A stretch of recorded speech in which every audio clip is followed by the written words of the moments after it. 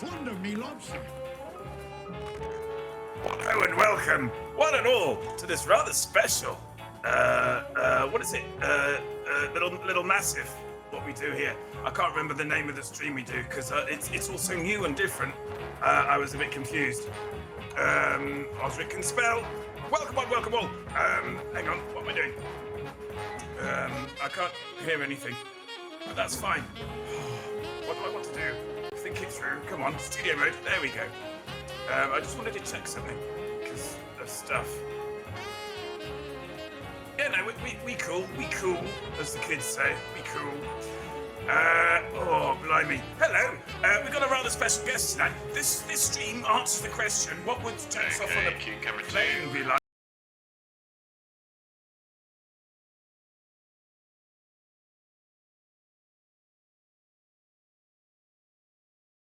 Talk about, oh wait, it's a computer. Yeah, it's confusing. Sometimes camera 2 can be confusing. We've managed to rig this up so that everything should work.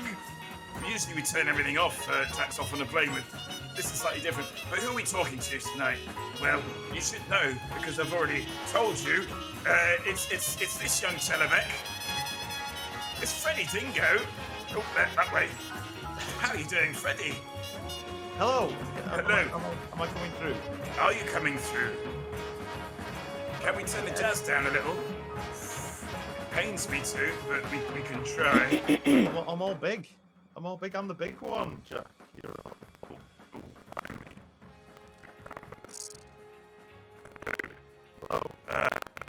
We hear your lovely voices a little louder, please. Yes. How are you doing? Hey. Oh yeah, I'm Freddie very Dingo. well, thank you, Jack. Good. I've had a good day. Good to hear. Good to hear.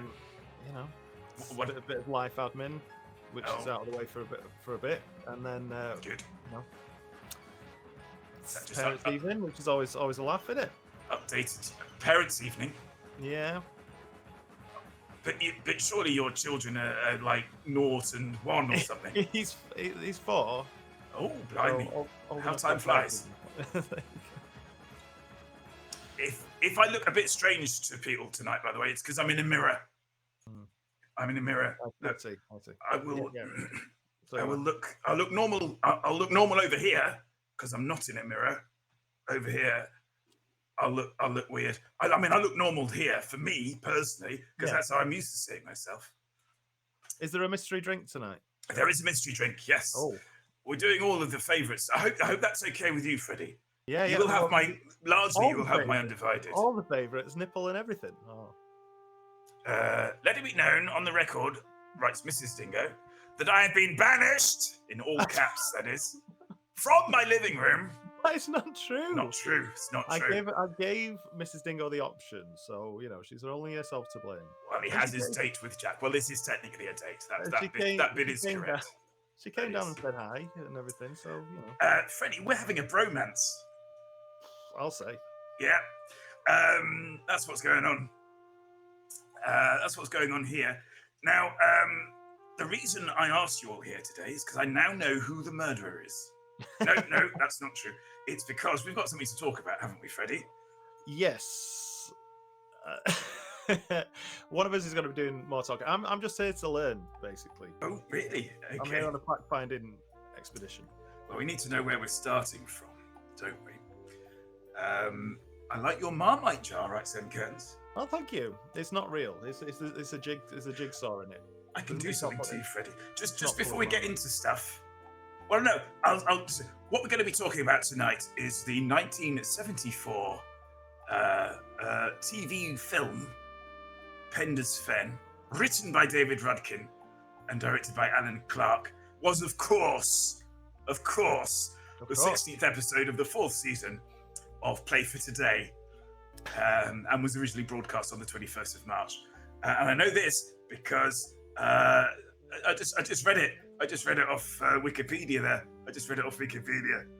How exciting is that? I could make you go small, Freddie. I can make you go small. Yeah. Oh. Wow. Oh. I'm small now. Yes. And then I can make you go big again. It's so much power in one thumb.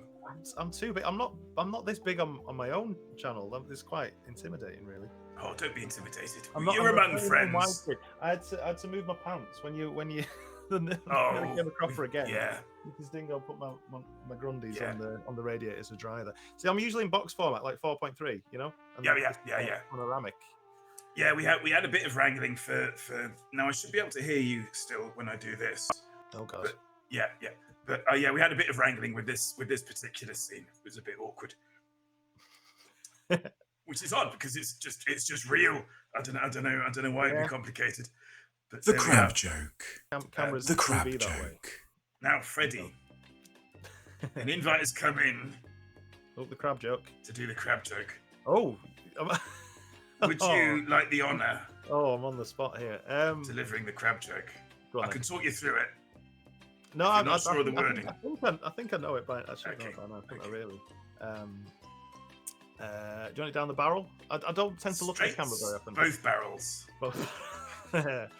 I was worried that I was going to lose my job at the crab farm. Excellent. But, yeah, all right so far. Yep. But in the end, they just moved me sideways. Perfect. Some people say factory. Was it? Was it not? Oh yeah. It is farm. We are team farm here at the Little Massive. Yeah, they don't make them in factories, surely. Apparently, this is your dream come true, according to your good lady. Yeah, it's one of them. Definitely Excellent. one of them. Excellent. I'm glad we can make that a reality for you. I mean, I didn't think this would be the subject matter, if I'm honest. But you know, the Penda and the Fen. Penda's Fen. Fender's. Okay. Now you have watched it recently. Yeah, a couple of weeks ago. Yeah. You know, you've been you know, nailing me to. I have been nailing you. Yeah, quite consistently. For a few months now. So Yes. I finally relented. And succumbed to the charm of Penda. Hello, Kiri Rocks. Hey, we're Kiri. going to be doing a lot of random helloing. I hope that's fine. Yeah, that's fine as long as you don't mind me joining in. Just pretend that we're in a sort of a noisy, hubbubulous party. Hubbubulous. Is that a word? Hubbubulous. It is now. I've just coined it. I'm having that. So, tell us about Penda's Fen. What's the story? Me? I said, I'm here to learn, mate. You know. I know, but I thought it would be quite useful. All right, so there's to get this your fella, kind of view of the story. called Stephen. Mm-hmm. Stephen Penda. I'm not joking. He's not called. No, it's not called Penda. So there's a young lad. He's 18, I think. Oh no, 17 going on 18. Yes. And he's a bit of a. You He's can a bit say buttoned it. down here. He's a bit buttoned down. It's very buttoned down. Yeah, he's got a bit of a stick up. His fundament. Yeah. You might say.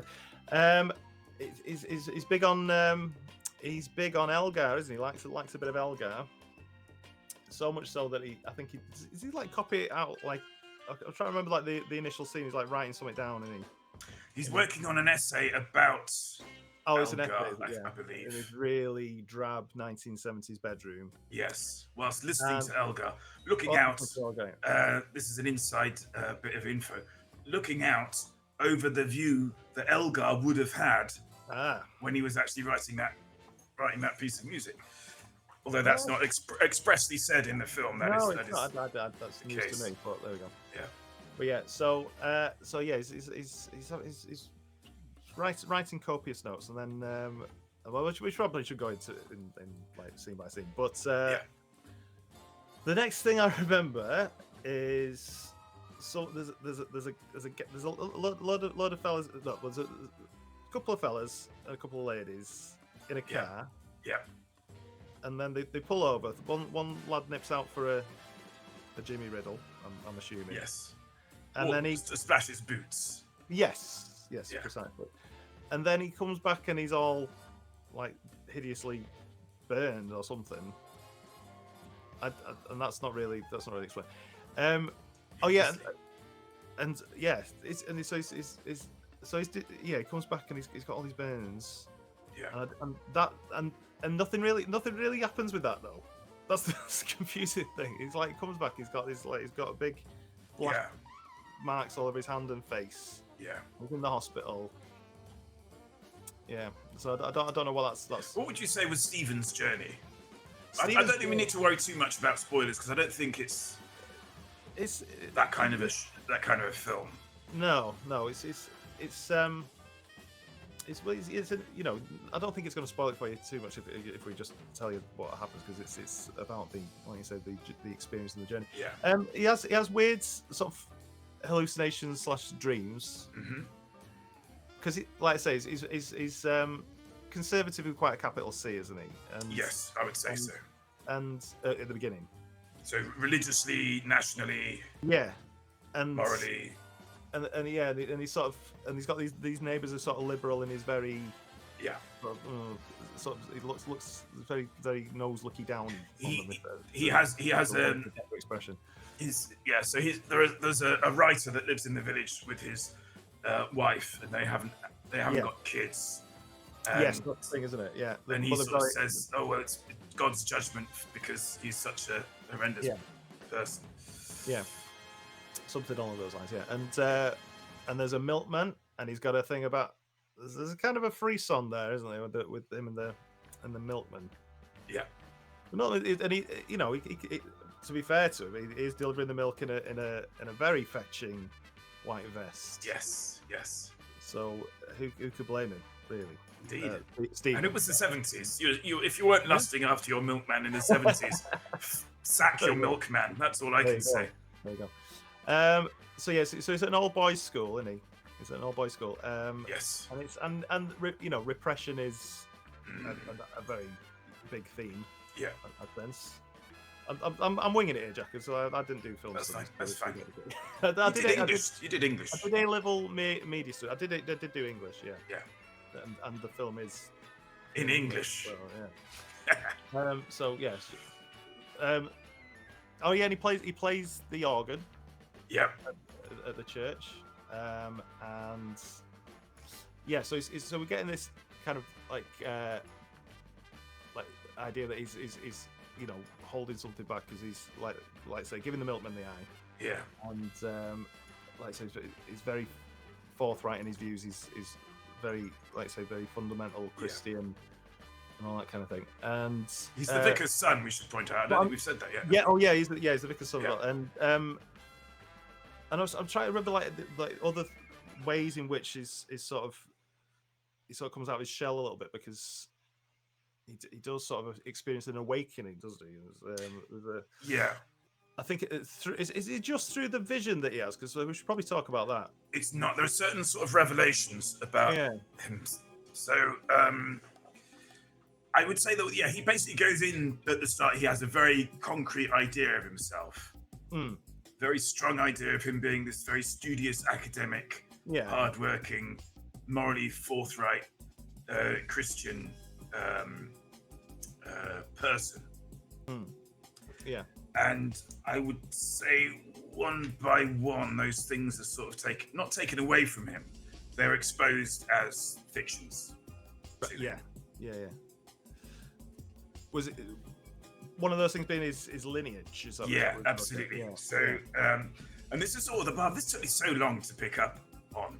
So he has that sort of he's very offhand sort of dismissal of the writer and his wife. Yeah. Being barren, to use an old word, because of some judgment from God. And it later transpires. He finds out on his 18th birthday that he was adopted, and also that his birth parents, either one or both of them, weren't English. Oh really? I didn't pick up on that. Is that... Yeah, there's that sort of conversation about I think it might be Elgar again, saying Elgar was part Welsh, because it's very much sort of he's an English nationalist above everything else. Yeah. And one of his parents was Welsh, and that's no, not one of. I thought for a moment that that's what it meant, but no, I think it's the suggestion was. Let's do the maths. Oh, the Elgar was Welsh. Sorry, yeah.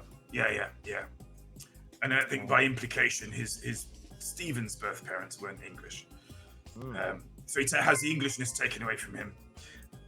He has. Oh, hello. What's this? Kiri Rocks has followed. Thank you very much for that follow, Kiri Rocks. New followers get 20 gratis first when it's free. Their very own silver pouch of generic orange juice and a scratch of round number 6 on the little massive Smell-O-Vision scratch and sniff card. Where is that? I'm not sure if I ever took advantage of that when I followed. Oh, you absolutely should. You absolutely should. Is it there? Hey, it worked. Marvelous. Okay. Good. Yeah, and I would say broadly, by extension, I would say as well that I think certainly for the 70s, to be devoutly Christian and also to be somewhat fruity didn't really go hand in hand. Yeah, and he definitely, is very conformist in that sense. He has a very... so the fact that he's probably not even questioned that aspect. Yeah. Because he just assumes that he was a norm. Yeah. So when we first meet him, he's as you say, he's composing this essay, and he has sort of. We'll get onto that in a moment. But I think he has an idea of himself academically, which I think we find out later on is kind of at odds with his actual. What's the word? His actual academic ability. Yeah, because later on he's it's a military school that he's in. Yeah, the military school, and he's in danger of failing, is he, or something? Yeah. Well, I can't remember what reason it was though. Was it some sort of? Did he bunk off or something? I'm trying. There were certain sort of military exercises that he didn't want to participate in anymore. Right. Yeah. And also I think it was intimated in a couple of places that academically he's not all that. He's not actually all that. Right. Do you remember a scene where? Maybe. So there's this chap that he's being bullied by, delightful and lusting after, delightfully called Honeybone. I've forgotten that. He was played by the wonderful actor Christopher Douglas, who you might know from the Radio 4 series Ed Reardon's Week. No? That does ring a bell. I think, yes. He's not the main guy, is he? Not... he's Ed Reardon. Oh, really? Is that him? That's him. Yeah, I've listened to that before. Yeah. At the time, he was, I think this was before, it would have been actually, because of the penis. He was in Crossroads, the soap opera Crossroads. Yeah. So there was a character in Crossroads who acquired, in that way that soap operas, certainly back then, would kind of just make stuff up. I think one of the characters acquired a brother, I think it was, who had been in Borstal. So this slightly dodgy secret black sheep of the family brother that turns up, determined to turn over a new leaf. So he's supposed to be 16, and became such a delight for housewives up and down the nation that they decided to keep him on as a character. But the trouble is, Crossroads, for the unfamiliar, it's sort of a chat show, Matty. It's on Twitch and we're chatting. It was set in a motel, and there isn't much you can do with a 16-year-old, even in the 70s, in a motel setting. Oh, not within the letter of the law. Indeed. So over the course of 2 months, he had. I don't know if this is how Christopher Douglas retells it. He had 2 birthdays across the period of like 2 or 3 months, so that he could be 18, so that he could then be the barman. Right. Okay. And that's what they did. That's what they did with him. Fair play. But so he has this scene. There's this scene where you're gonna make me talk about the scene. Stephen. Sorry, go on. The steamy dream scene. Oh no, we're coming to that. We're coming to that, I think. There's a video that I almost want to show you because you watched it on DVD, didn't you? Yeah, we're gonna watch clips. There are some on YouTube, I think. There is the dream sequence on YouTube. Yeah. And obviously I don't want to beat around the bush here. There's a penis. There is a penis in that scene. It's largely covered, but you were saying because they restored it. The high definition restoration. Yeah. It's the definition of the agreement. What was hidden became known. Yes. But it's kind of supposed to be hidden behind a flame. There's a lot going on, yeah. So it's a dark shot, and there is a flame. I understand that Christopher Douglas sustained some superficial injuries shooting the scene as well. No, what is that? That's the practical effect. It was 1974, so you just do that practically. Braver man than me. So you had the flame, and you had originally the sort of darkness, and somewhere along the lines in the restoration, the darkness receded, and I believe that the version on YouTube is it was certainly more in line with my first memories of that scene. Right. Because I saw it was oddly it obviously it went out as we've discussed. Freddie, do you remember? No, but 21st of March, 1974. Oh, sorry. Yeah, I was kidding. Yeah, Freddie, sorry, we got to do an awkward pause now. It's going to be doubly awkward because you're here. Just tell me when.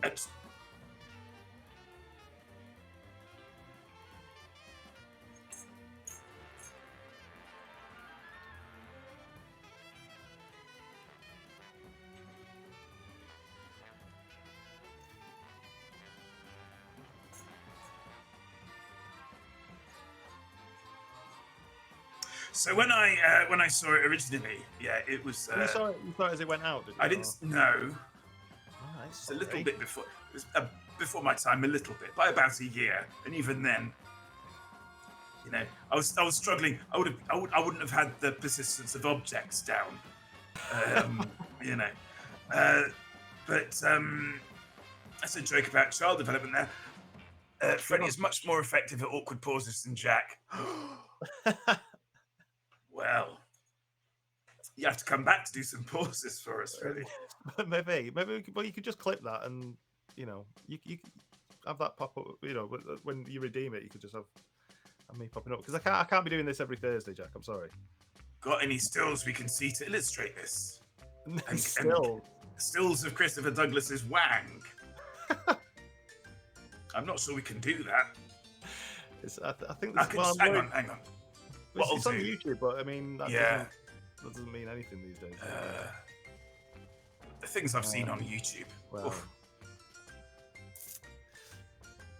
you probably get away with it, right? Is that this? Does it go all the way, that one? Beg pardon? There we go.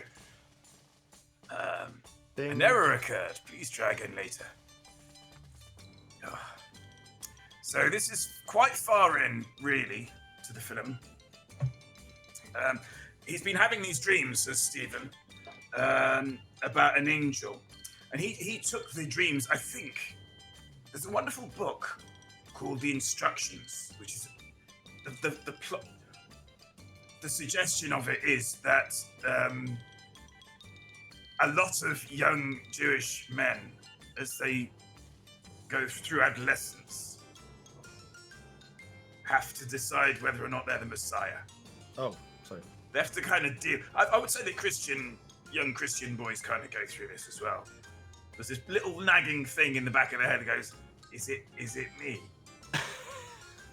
Am I?" Isn't that just every 5-year-old? Am I the second coming? Pretty much. Obviously, with your Jewish chap, it would be first coming, wouldn't it? Guess. I guess. Unless they're messianic Jews. Oh, let's not treat theology down. Let's not treat Jewishness as a monolith. Freddie, how many more times? Just messing, just japing. Just yanking your chain. Where was I? Yeah, and I kind of feel like this is partly what Stephen's going through. So he has these dreams where he essentially conquers a demon, or rather, he has a dream in which he sees a demon sitting on his father's church, his father the vicar's church, and through his own will, through Stephen's own will, he turns this devil into an angel and back again. And I think this is quite important because later on he has the dream which we're going to see some of. Not quite sure how. We'll see at what point I chicken out. But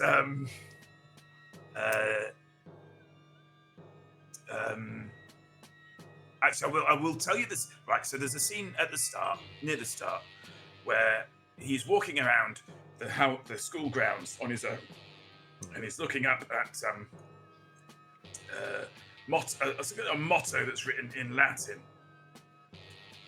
and we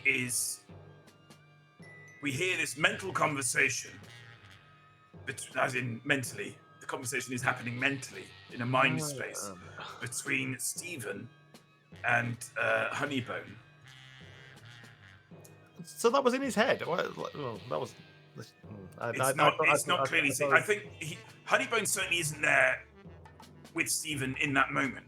Right. Oh, so I thought they were just having a chat about the Latin on the walls, but so I think I think they put a little bit of an echo on it, but I'm not sure. Right. I'd have to rewatch. It's been a while.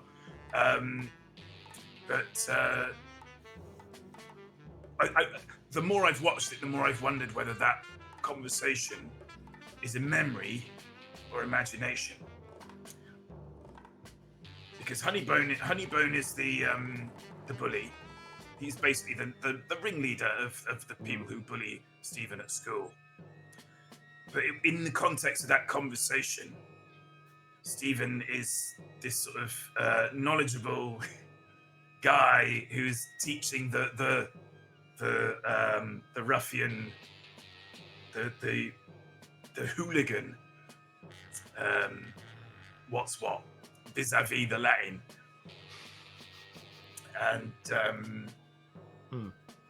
and I wonder if that runs parallel to this dream that he has of the turning the demon into an angel, because as we see in this sequence here, the fact that he certainly harbors some sexual thoughts about Honeybone.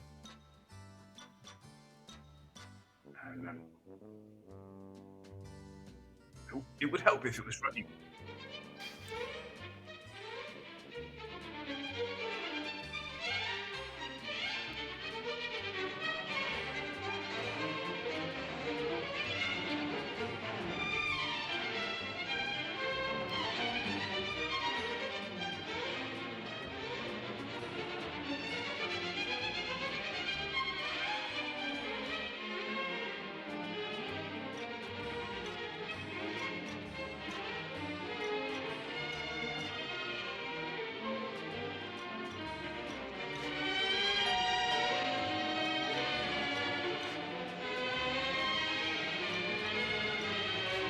Getting scary. It's getting scary.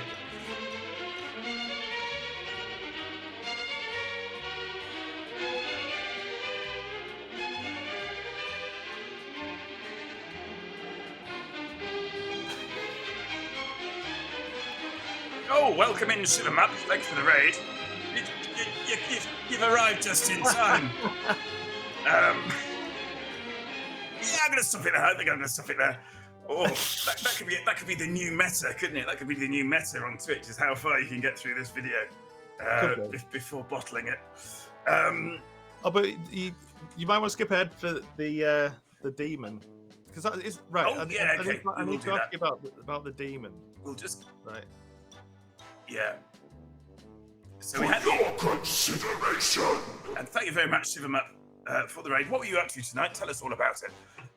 But yeah, we'll get that back up again. And I'm enjoying this. I'm enjoying this button. That's a lot of fun.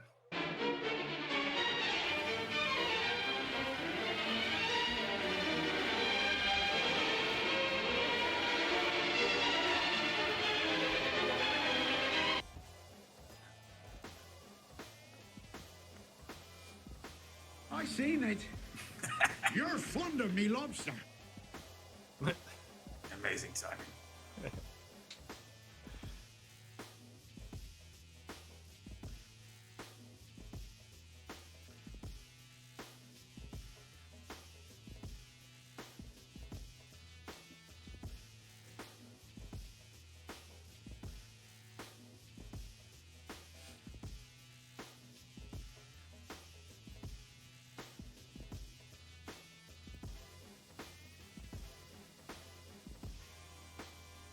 I think the intimation, the fact that the thing goes, but it remains in that, Yeah. angst and terror. Oh, what's he say? What's he say at the end? Unnatural. Unnatural, he says. Unnatural. Yeah. Which is right. Yeah. It is. Yeah. But yeah, I meant to ask you about that. So is that become like an internet meme or something? Because there was like some comments under the YouTube video that confused me greatly. So Mr. Incredible Uncanny was one of them. So I don't know what that means. So that was 150 at 155 apparently. So that's the demon. Okay. And then there's a lot of Hello, impressionable child. Yeah, there's a lot of WTF. Did I just watch? That's Yeah, fair enough. But then like someone's commented saying my hops, and that's got 10 likes. And then two people have replied. One saying they want to see me gone because of my hops. Shot And the then dome because of my hops. Because of my hops. I don't know. What are The only thing that I can attach that to is that wonderful meme about the peasant. Do you know the peasant meme? The peasant meme? No, you'll have to explain. Hang on, I'll embiggen you, and then I'll see if I can find it. Okay. Because that it's one of my favourite memes, and perhaps delightfully,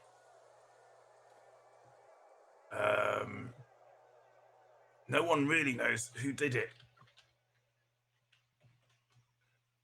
Is it on screen? Let me just get the. I'll just Bring try it back to up. see if I can locate it. Aha! Oh, all right then.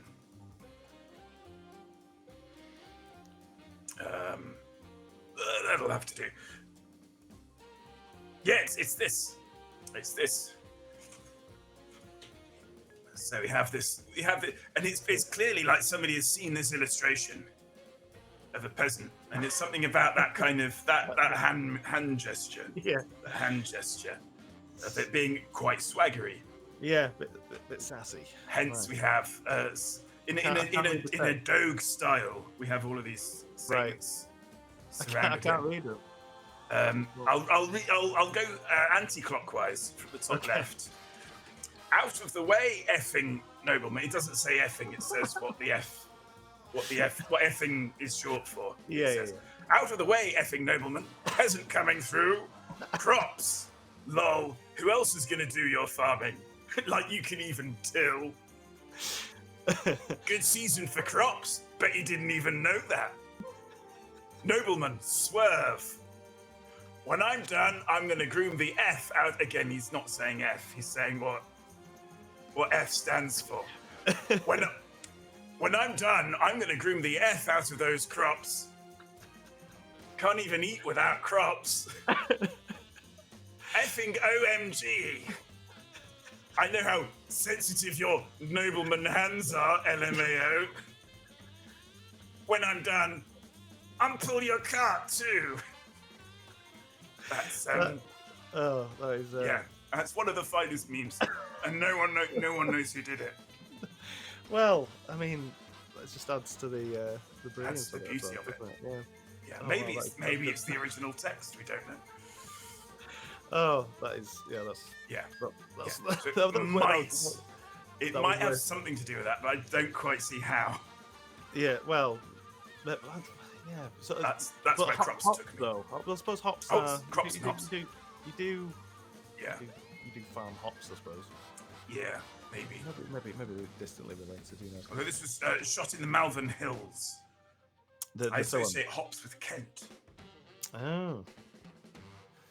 Oh, I think what the other odd thing about that sequence, which I need to dwell upon more, is that repeated shot of the open window.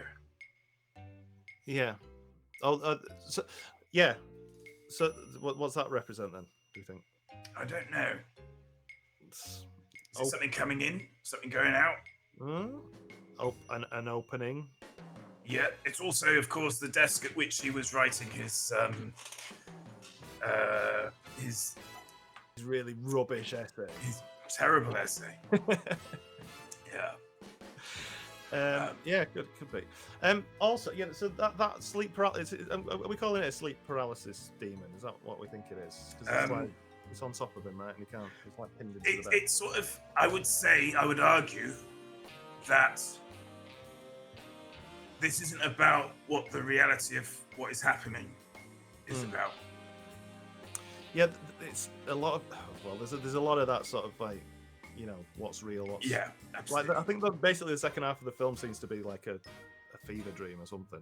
Yeah. It gets progressively stranger. Yeah. There's a lot of like that Wicker Man type scene. Yeah. Well, we're skipping ahead a bit, aren't we? So I just wanted, yeah. before we move on to anything else, but the sleep paralysis demon gets top billing on the DVD. Absolutely.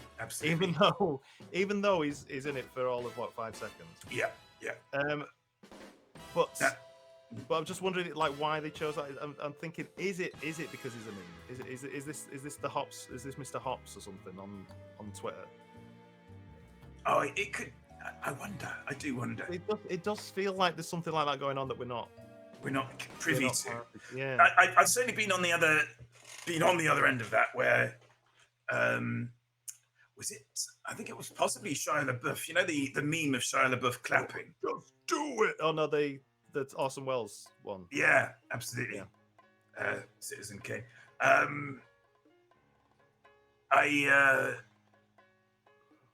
I didn't know where that came from, and then one day I found myself watching the Shia LaBeouf video. Shia LaBeouf running for your life. Actual cannibal Shia LaBeouf. It's good. I'd forgotten about that. Amazing. It's such a good piece of work. Like the production values that went into that. And, yeah. And it was just a YouTube video, right? It's just some guy on YouTube. Yeah. Yeah. It's incredible. I think that was back when you could make like serious dough off of YouTube. Oh, is that not a thing anymore? It's a lot weirder. I find it slightly strange that it's sort of you get your who is he? PewDiePie. I won't do the impression. Don't worry, people in chat. You've seen my PewDiePie impression before. I've not seen it though. Oh no. Oh god. No, I can't. He's just got a stupid squeaky voice, isn't he? I don't watch it. I think there's a clip somewhere. Is there? Yeah. I had an annoying cousin that liked him. Yeah. PewDiePie. So is that what he says? I believe so. I believe that's his catchphrase. Yeah. Yeah. I'm a bit fidgety tonight. I don't know my seat. I have a seat which sort of tips forward slightly. Not Chesterfield's best work, but there we are. So if I seem a bit fidgety, it's because the angle seems more pronounced tonight. Yeah. Pronounced tonight. So we talk about the sort of the skewing of reality. Yes. And dream sequences. So like there's one point where he's like out in the woods and he hears a chopping noise. Yes. Like, chop chop. Yeah. Chop chop. Yeah. And it's like this weird congregation of people. I don't know if you want to help me explain. It's the scene I think that it's the most disturbing scene, I think, in the brushing aside Christopher Douglas's penis. It's the scene I think that most people remember. Yeah. Which is it's this beautiful sort of pastoral idyll, this sort of a large garden outside a country manor house. Mm-hmm. And all of these young, I think women, and girls. I think there are men in there as well. Are there men in there as well? Yeah. They're all sort of sitting around having a lovely time in the afternoon. And we find that the chopping sound is children going up to this large wooden tree trunk in the middle of the garden where an old man is chopping their hands off. Yeah. But it's all done sort of very calmly, as if this is a natural sort of thing. But I don't think it's just. I think it's everyone's just going up and having a go. Oh, possibly. If I remember correctly, but So that's very surreal. And like you say, it's just it's really calm. No one's putting up a fight or anything. No one's fussing. No one's screaming or anything. So, but it's all sort of it's surreal, but it's almost like it is happening at in Stephen's world. It's like it's tangible. It's all very odd. Is that after he falls off his bike? Because that's I think that's a key one as well. It's like he falls. I think it might be when he has fallen off his bike. Yeah.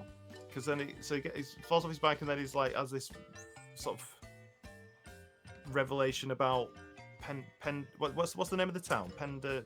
Penven. Penven. Yeah. Yeah, because it's after he's having a go at the sign writer fella. Yeah, no, that's actually where the entire play came. That's where the entire play comes from. Right. So David Rudkin, basically his wife, I believe it was his wife, saw this happen. Basically, that someone was painting the sign and spelling it wrong. Yeah. Well, you've been watching the DVD extras, haven't you? No, but I live with somebody who's writing a book about Penda's Fen. Yes, well, yeah, I remember you mentioning that. But it's out next year, folks. Speaking of the DVD extras, I wanted to slip this one in. It comes with a very nice booklet as well. If anyone's interested by. Yeah. But that's not all. It comes with a 10-15 minute documentary special feature. Yeah.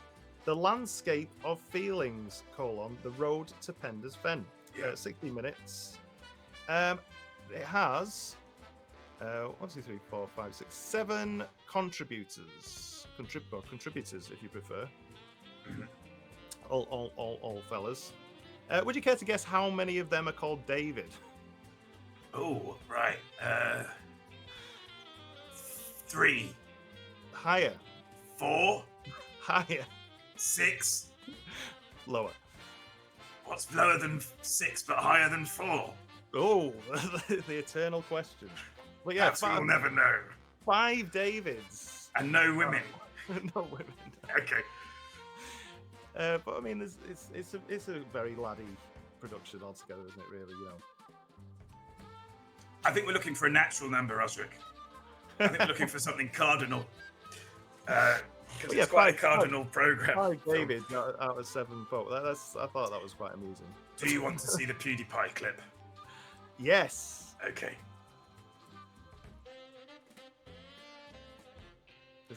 Am I going small again? Is this? Yeah. Hang on. Yeah. I'm gonna have to say I'm muting. Okay, that's fine. I think it was about $6 million, and Stephen Cook about $6 million. You earned $6 million last year on YouTube. Doing what exactly? And PewDiePie went. I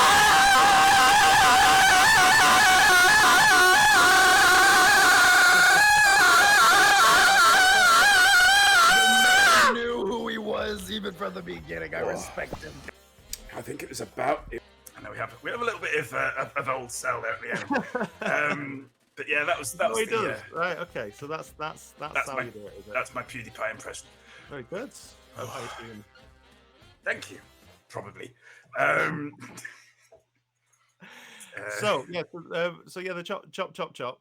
Yes. And then he gets rescued by the milkman, right? Yes. So after falling off his bike, he has a weird dream, which seems, it seems real at the time.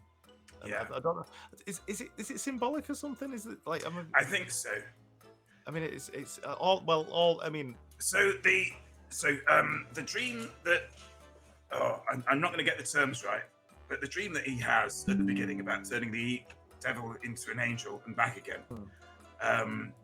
So that completely went over my head. I didn't realise he discusses this with his school teacher in a class, and the school teacher uses a term which is basically a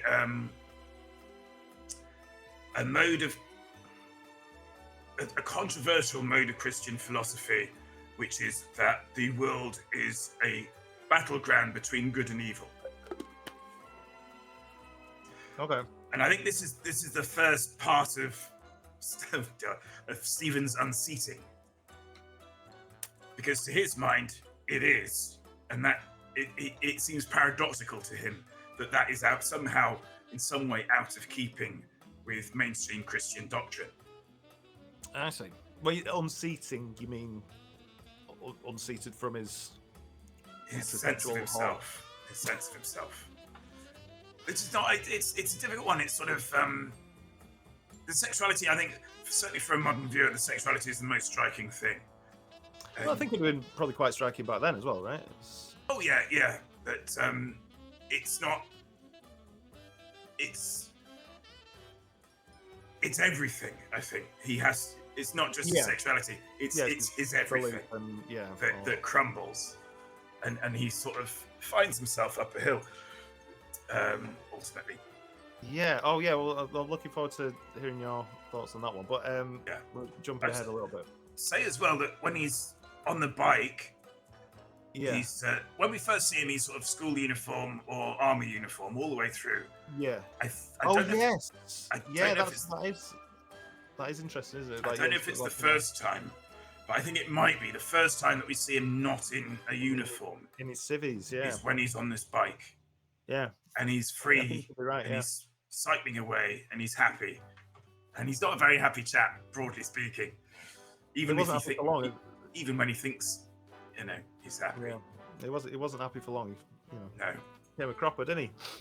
He did. So he smacks his head and he sees the Penda's Ven, but Penda Ven sign, and then he sort of puts away, and then it changes to Pen Fen. Yeah. And then he goes and looks up Penda's Fen in a dictionary of place names or something. Yes. And it turns out there was a King Penda. He was the last pagan king of Mercia. Right. Okay. You've clearly done your research. I've done a bit. So and this was his his digs, wasn't it? So suddenly his sense of English history has to incorporate essentially the English religion being paganism, and it getting essentially destroyed, or at least going into hiding, which is I think the intimation, because of Christianity sweeping in. I mean, this is outside my field of expertise. And I think that it would be funny if we got to the end of this and said, there's no film. Penda's Fen. We'll do that next April. Next April we'll do one of these but no, I think the scene with the chopping of the hands is it's a societal thing. So it's something that everybody accepts it in that space, in that garden. Yeah. Everybody's there. Everybody's fine with it. That what's actually happening is that they're taking away a very core aspect of their being. Yeah. And their way of working with the world. Sure. And and they all go along with it. Yeah. So is that sort of a religious allegory or something? I think religion is the obvious. Yeah. I'm not saying that as a criticism. Is the most prominent thing. Certainly, as well as there is something kind of is religiose a word? I think religiose is a word. There's something religiose certainly about the chopper, about the man who's actually chopping the hands off. Yeah. And he's much older. Essentially there's a lot of young people and children, and this one old man who's chopping their hands off. It did feel all quite pagan. It felt very Wicker Man, that scene. Yeah. And it has I am slightly prickly around notions of folk horror. and with Penda's fen being lumped in with folk horror. Well, there's definitely elements of that. Absolutely, yeah. You can totally understand why. That there's certainly a resonance, shall we say? Yeah. In fact, I think we've shown this on the stream before, but I'll see if I can find it again.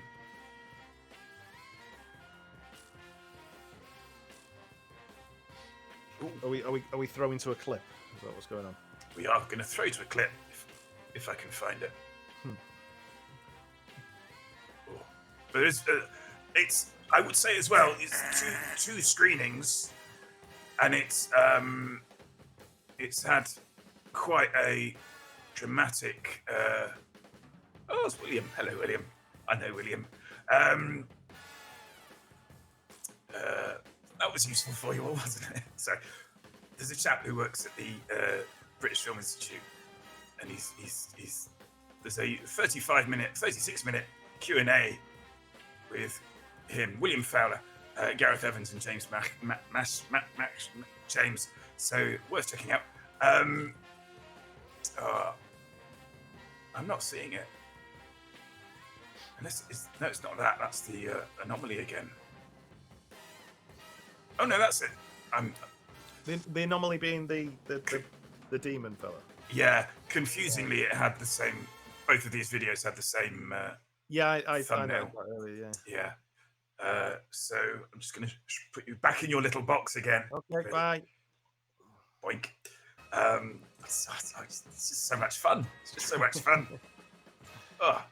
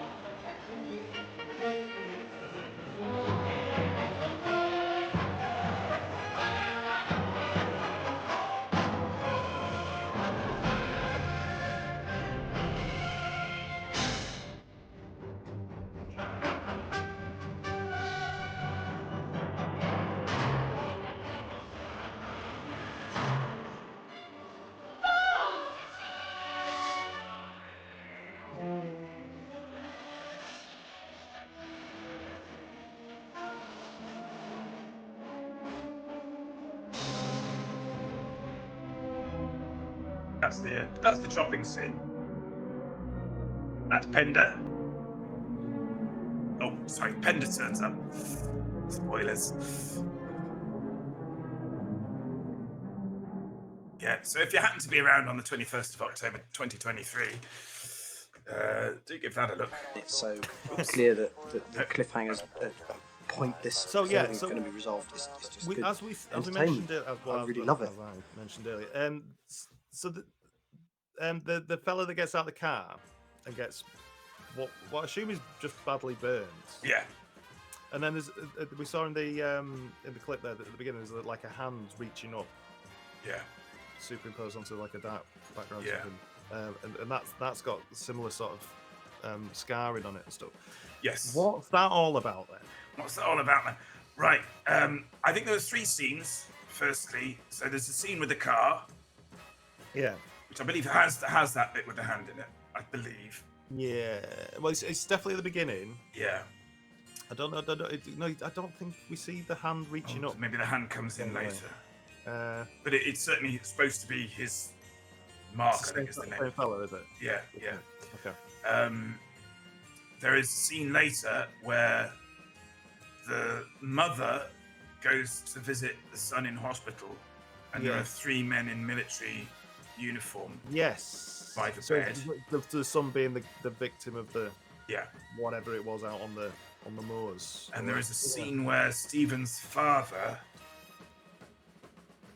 is called in, I think, to do the last rites or something similar. Yeah. Because one of the villagers has died, so the body is there in bed. And but he's just old, and he's not. Yeah. Oh yeah. but the his widow is there, and I think the widow says something about basically just not believing in any of that stuff. Right.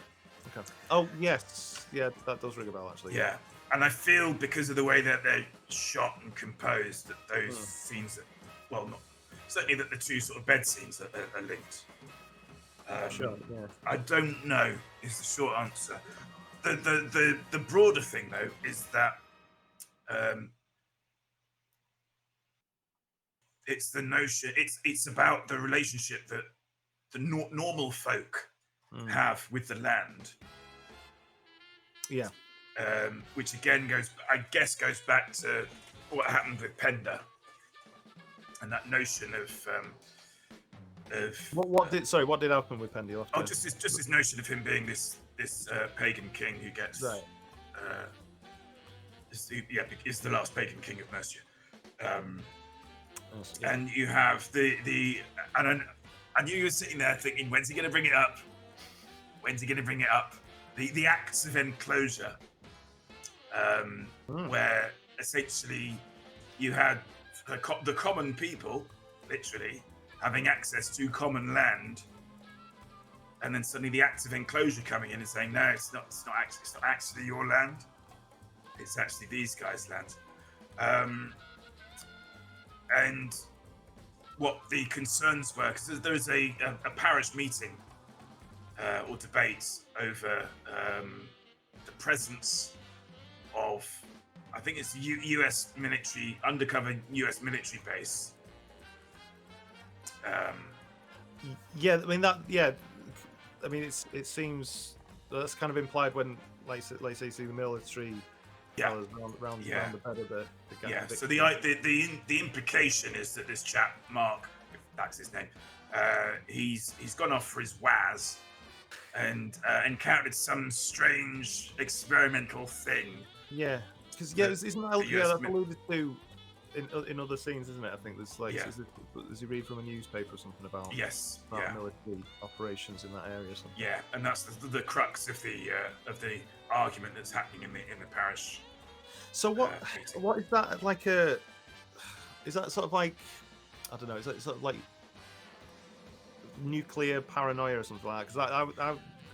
Because I was certainly of that era, yeah, because I think that's sort of been and gone by the time I sort of gained sentience, you know. Yeah. But I've heard about it. It doesn't sound like much fun, if I'm honest. And I've not seen Threads either. I've noticed that's cropped up on iPlayer. Yes. Recently. Yeah. I'm had sort a recent screening. I would say though, a better thing to watch as an accompaniment to this is Artemis 8-1. Oh, I've not heard of that. Which is there's a particular sequence which is very, very close. Artemis 8-1, as the name suggests, came out in 1980, was broadcast in 1981. It was, I think, two parts. So it's, I guess, technically a mini-series starring Shelley's very own Hyle Bennett. And similarly, he sort of, I think he's a struggling writer, if memory serves. It's been a while. But he's kind of taken on this journey, which has to do with kind of strange powers at work within the not just the English landscape, but certainly the English landscape and beyond. Okay. And is that available to stream anywhere? Is it? I think again, I think it's gettable. I think it's gettable. Because I can't remember if it was this. I definitely. It was either this or because Threads was recommended by IMDb, and I can't remember if it was through Penda Spent or Scum, which I also watched for research. Alan Clark, yeah. So I thought, to compare and contrast. Yeah. And it's a fun hour and a half, isn't it? Yeah. Don't go into the greenhouse. That's what I can say. Now, interestingly, to draw a circle on this, there's a couple. There's a couple that turn up a couple of times in Penda's Fen, Yes. who are kind of moral crusaders. Is that sort of like based on? Is that Mary Whitehouse type? Yeah, the woman was squarely based on Mary Whitehouse. Was it? Yeah, I didn't know if they were sort of contemporaneous or whatever. I don't know if it was maybe predated her because I sort of I remember. Hello, the Irish Island. Hello, the Irish Island. I remember her kind of knocking around still in the. Is she still going in the early 90s? Because like I remember being referred to quite often by like comedians. Yeah, and well, there was the Mary Whitehouse experience. Mary Whitehouse experience, yeah. But I think even after that, there was still, people were still very wary of it. I think that the sort of the infamous aspect of her is that she mounted she mounted an obscenity trial essentially over the play. Was it the Romans or the Romans in Britain? Oh, okay. Because it has the scene where a Roman sodomizes a Briton, and it's quite a graphic scene. Okay. And the reason why it became this sort of obscenity trial is because Whitehouse had sent a chap to go and watch the play, and he was shocked to see that the actor extends his priapic member as part of the scene. Well, his actual. Not. It wasn't. Okay. Except, turns out no. Oh, okay. And it all fell apart. So basically, they got the actor in and said, how dare you get your love length out on stage? And he sort of explained how it was a little bit of theatrical. It was essentially, that thing that Michael Gove does. No, not cheat on his wife with men.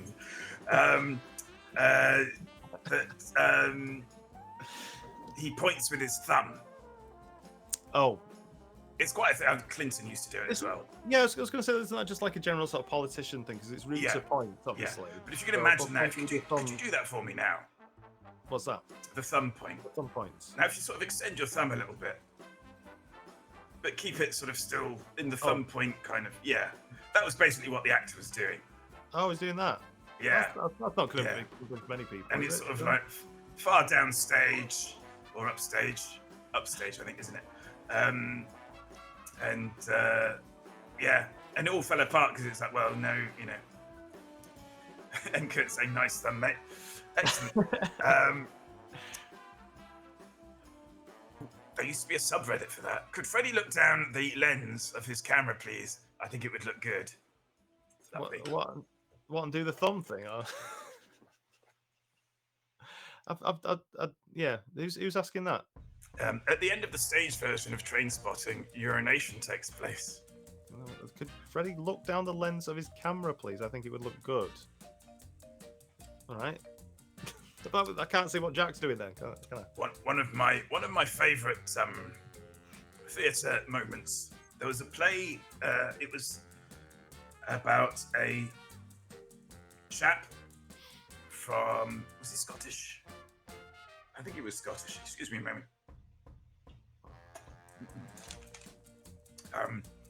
Is the mystery drink on X formerly known as Twitter? It's on nothing at the moment. I didn't have time because I had to get this working. Is it non-alcoholic lager again? It is a non-alcoholic lager. Is it Heineken 0.0? No. I don't mean to be that guy, but when Freddie talks to Jack, he needs to look down the camera like they do with news correspondents.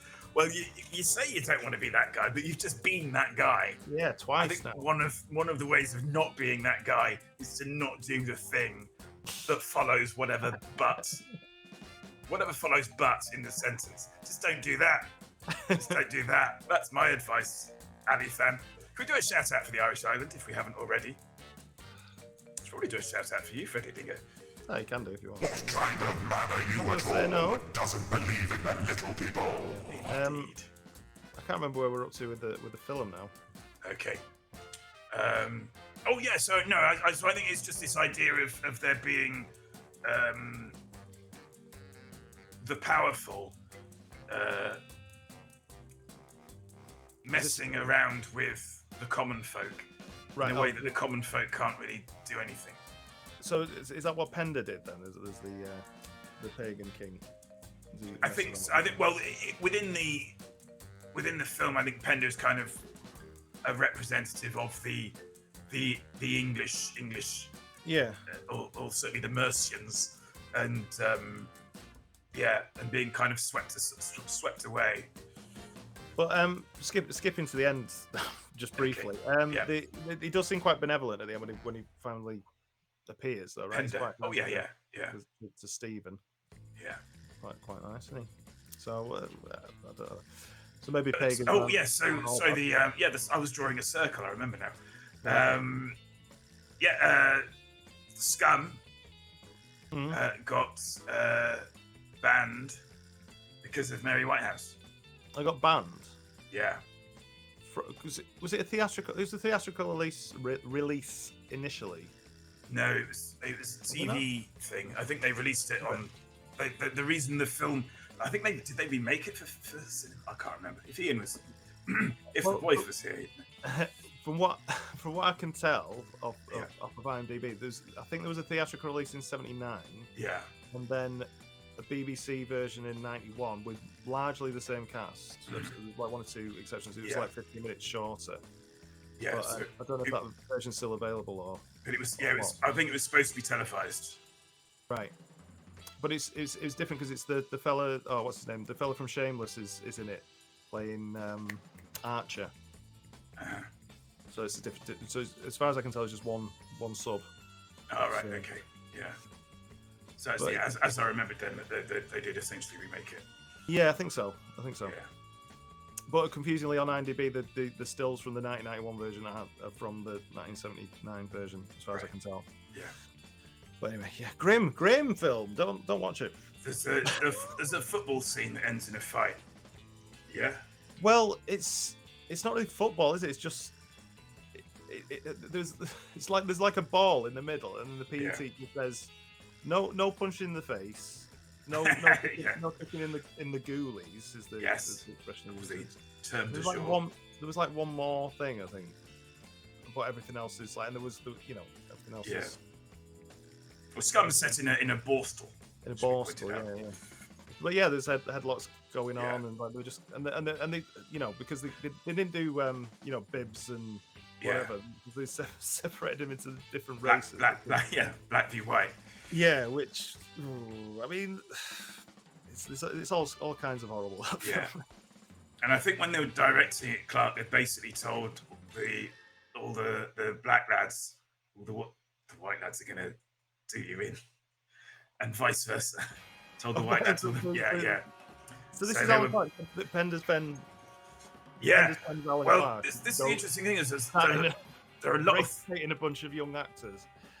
there are a lot of trademark aspects of Alan Clark's direction in Penda's Fen. Oh.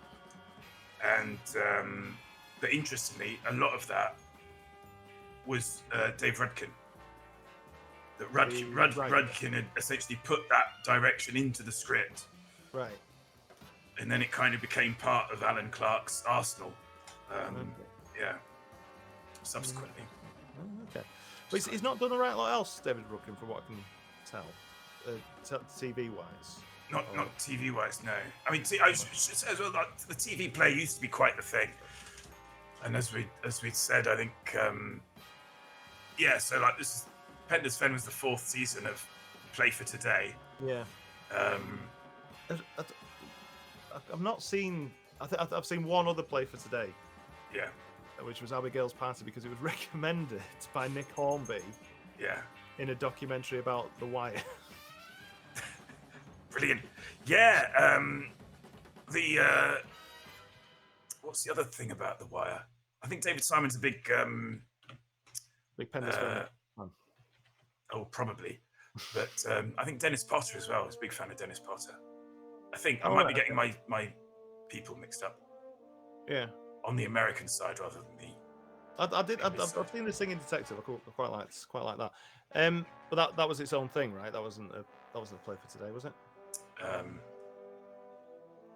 just checking because otherwise,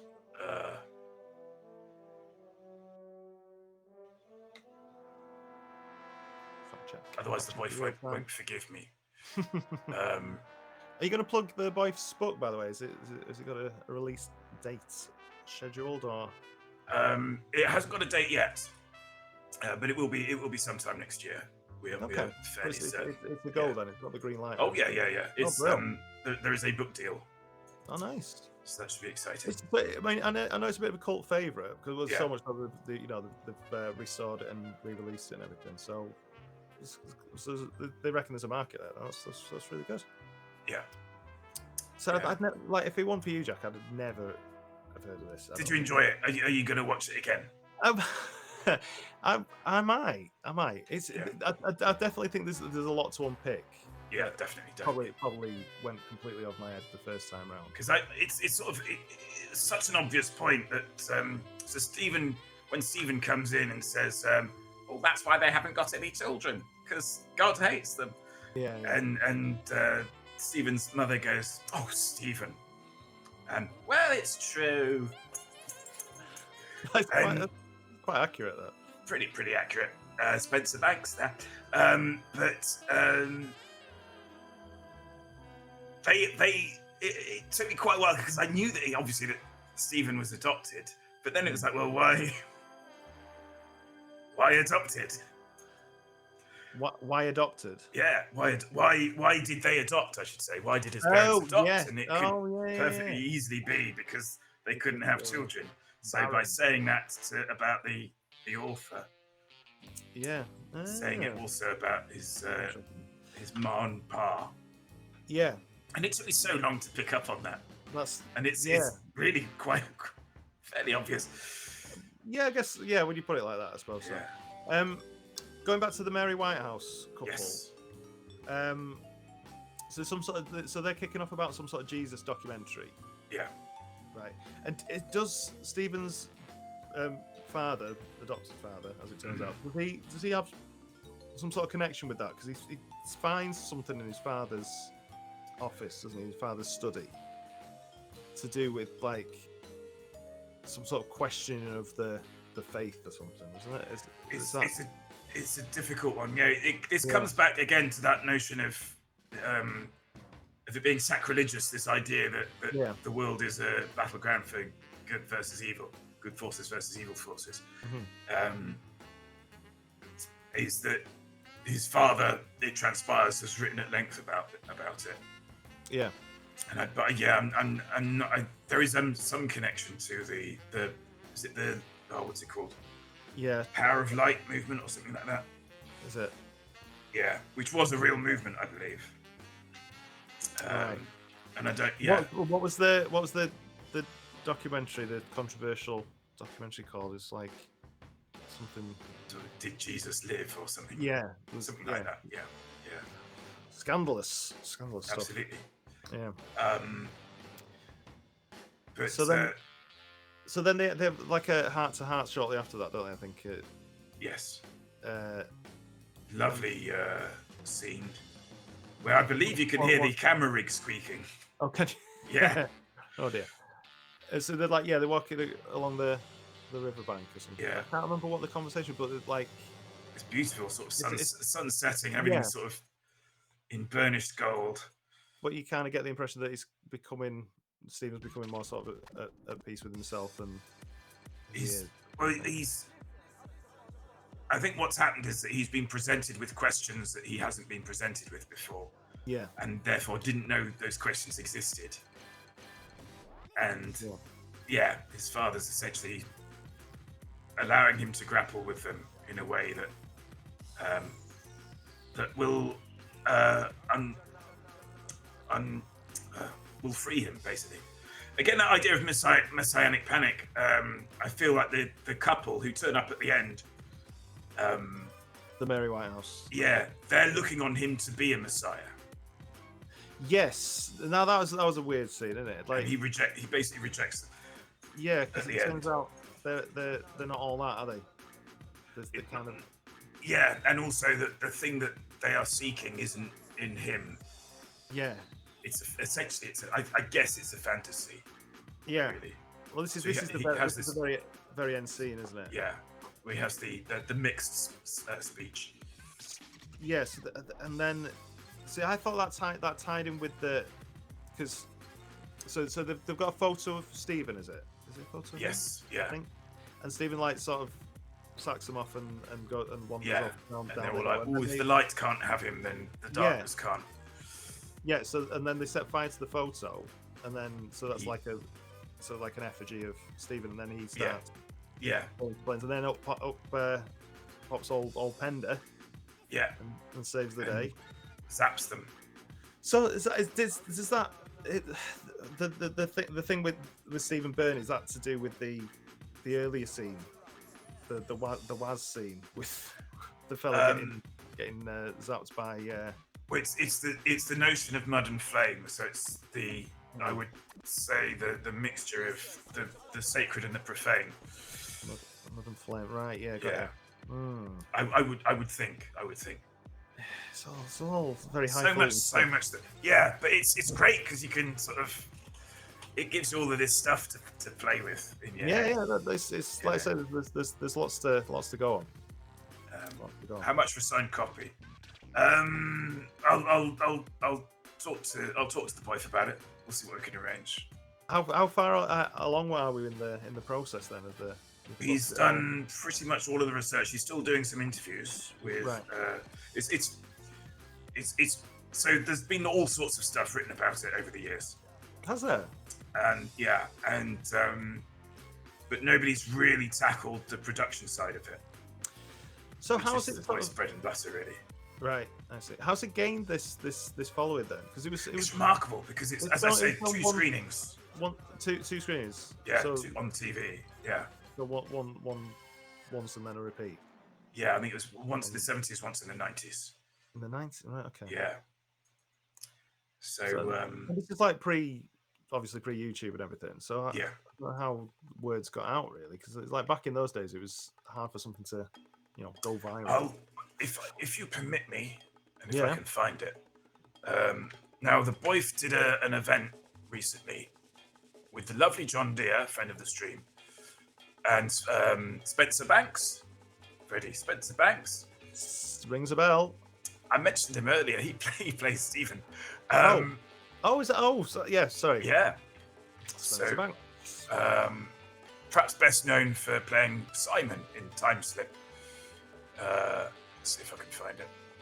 Yes, I think his IMDb profile pictures him as a younger lad with Jam Jar sort of NHS specs. Yeah. What am I doing? If he's not done much since Penda's Fen then. No, he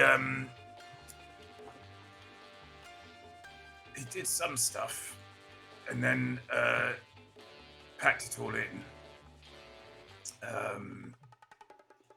and ended up running. Not ended up running. That's a horrible. Ended up is a weird construction, isn't it? But he ran a car mechanics for quite some time. Yeah. He's absolute darling. He's lovely, by all accounts. Very nice. I do have a joke about him. Okay. Am I going to get it? Yeah. Okay. Yeah, you see, he gave up acting to open up a car mechanics, but even then, he still couldn't get the parts. Yes. Exclamation mark clap in chat, please. Yeah, because it's parts in the sense of parts Yeah. of an automobile, You don't need parts to as in- dissect it, Jack. parts to You play in a ruined it. film. You ruined it. You're clapping for him? Let's see, Don't clap Are we- for are we- him. are we perusing for, am I for a going to blip? find it?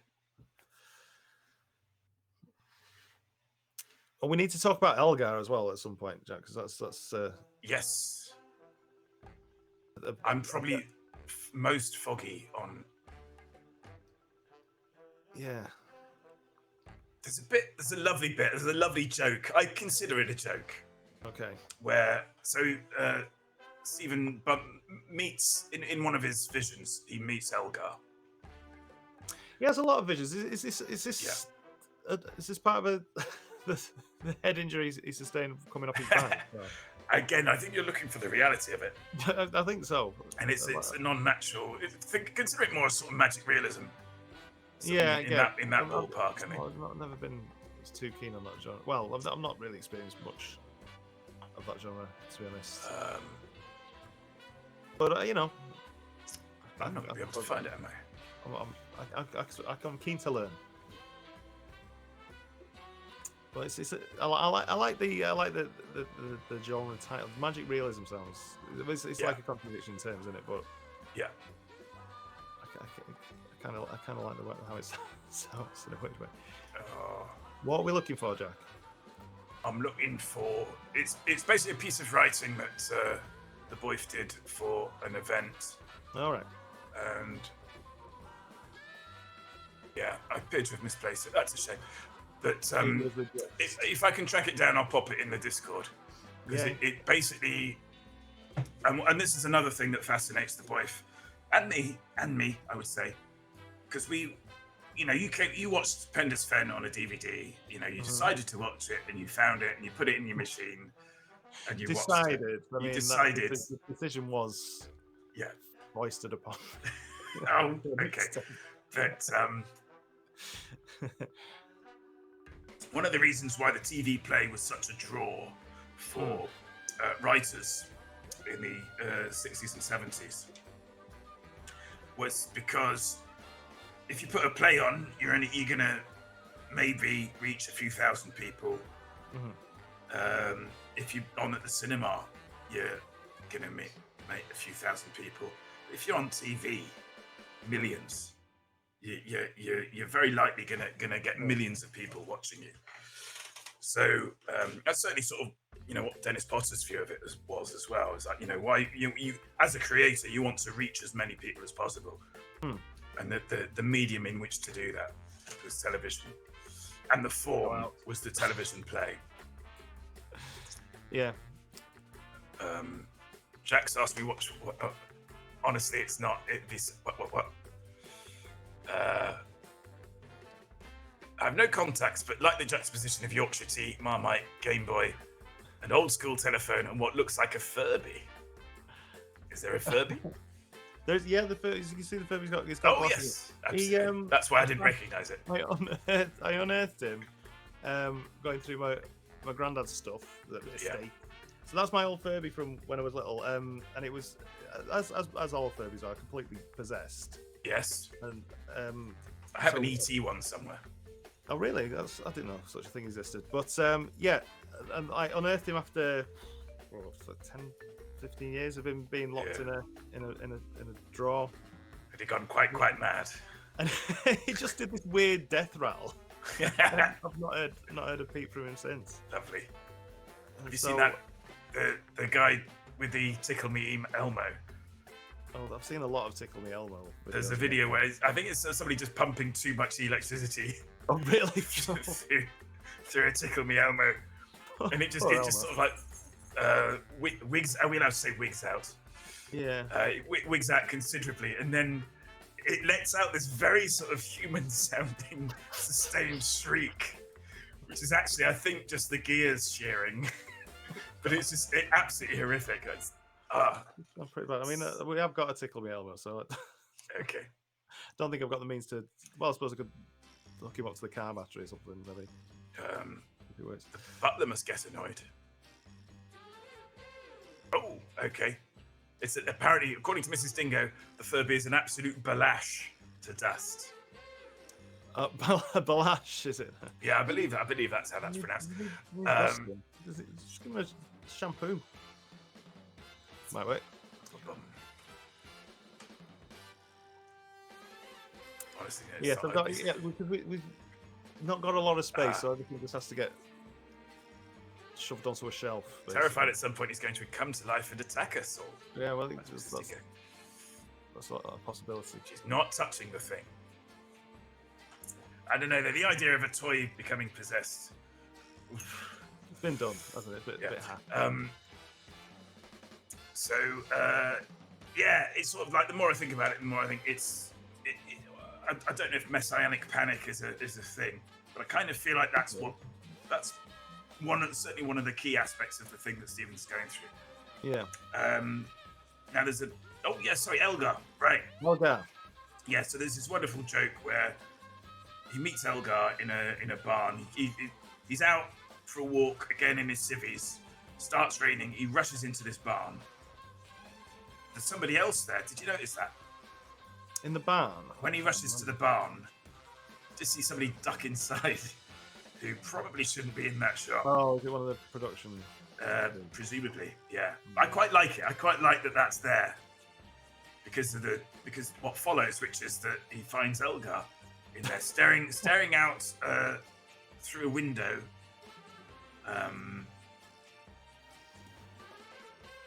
Although there isn't a window there, if you see what I mean. And yeah, it's a bit odd that scene, isn't it? Really, and he's talking about the Enigma. Yeah, that's it.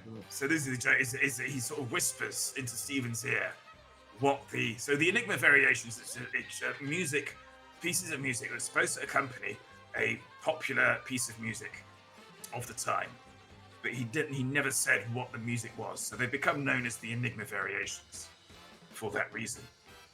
And Elgar whispers the identity of the piece of music to Steve, and says something like, run it through, see how wonderfully it sits with the other music. Yeah. And Stephen goes, no, in your head. Anyone could be. It's just like, because they can't do it. Stephen can't do it out loud because we don't know what it was. But yeah, lovely. I think it was Happy Birthday. It's not Happy Birthday. It's not Happy Birthday. Oh, that's theory out the window. It's a common theory, isn't it? Yeah. But Does that make chronological sense? Oh yeah. I don't know. I'm not sure. No. Was it sort of turn of the century? I think so. Yeah. 19th, 20th. You see, not an area of expertise. But again, it's sort of, I guess you're sort of talking about kind of hidden magic kind of aspect to that. The fact that there's this key, if you like, to the variations, and we've lost it, or we have not found it. Yeah. So, and then he plays Elgar later in the on the organ. Because I was just saying he's an organist. Yes. He plays organ at school and that. And who should rock up? The devil? I don't know. Jesus. In it. Oh, well, yeah, you see the stigmata, don't you? But yeah, but it's not Jesus. Is it Jesus? Like, because you see it in the clip we watched earlier. Yeah. The trailer thing. You can see there's a big. Sort of the crack opens in the church floor, and then we see reflected. And again, I think that was all done at the church. We don't know whose feet they are. If you're watching this and you know whose feet they are, answers in chat. Yes, so he's sort of playing, and in the mirror, because often an organist will have a mirror, so that they can see the congregation, see the preacher, indeed. But through this mirror, we see the feet of Christ, with a big old nail going through them, and we hear somebody say, I think they say, "Unbury me from this tree." I think they say that. Unbury me from this tree. From this tree? Yeah. I guess the notion of somebody being sacrificed up a tree it crops up quite a bit. And there's this sort of argument that Christian mythology kind of uses that same symbolism, except it's a cross rather than a tree. It's still but it used to be a tree, though, I suppose. Yeah. It's hewn from wood. There you go. Yeah. Do you know whose voice that is? I have no idea. No, sorry. Spencer Banks. Spencer, is it really? Yeah. Spencer Banks. So he gets the voice. So yeah, as I say, Messianic Panic all the way through, and it's sort of I guess that he's being battled over by not light and dark forces, because I think that the forces of light aren't the forces of light. I think that's, you're not supposed to by the end think that the couple that turn up and burn the photograph are the good guys. They don't really feel like good guys. No, I mean, well, I never liked them. No. And they are fully unhinged at the end. But I mean, but it's not real though. I'm guessing. I don't know. At that point, I'd sort of like given up on trying to work out what was real and what wasn't, because it's like I think it felt like almost like the entire second or third act maybe was like he is unburying himself, I think. Yeah. And so that speech that he has about being mixed is about him shedding all of the stuff that he's supposed to be, so that he's left with who he is.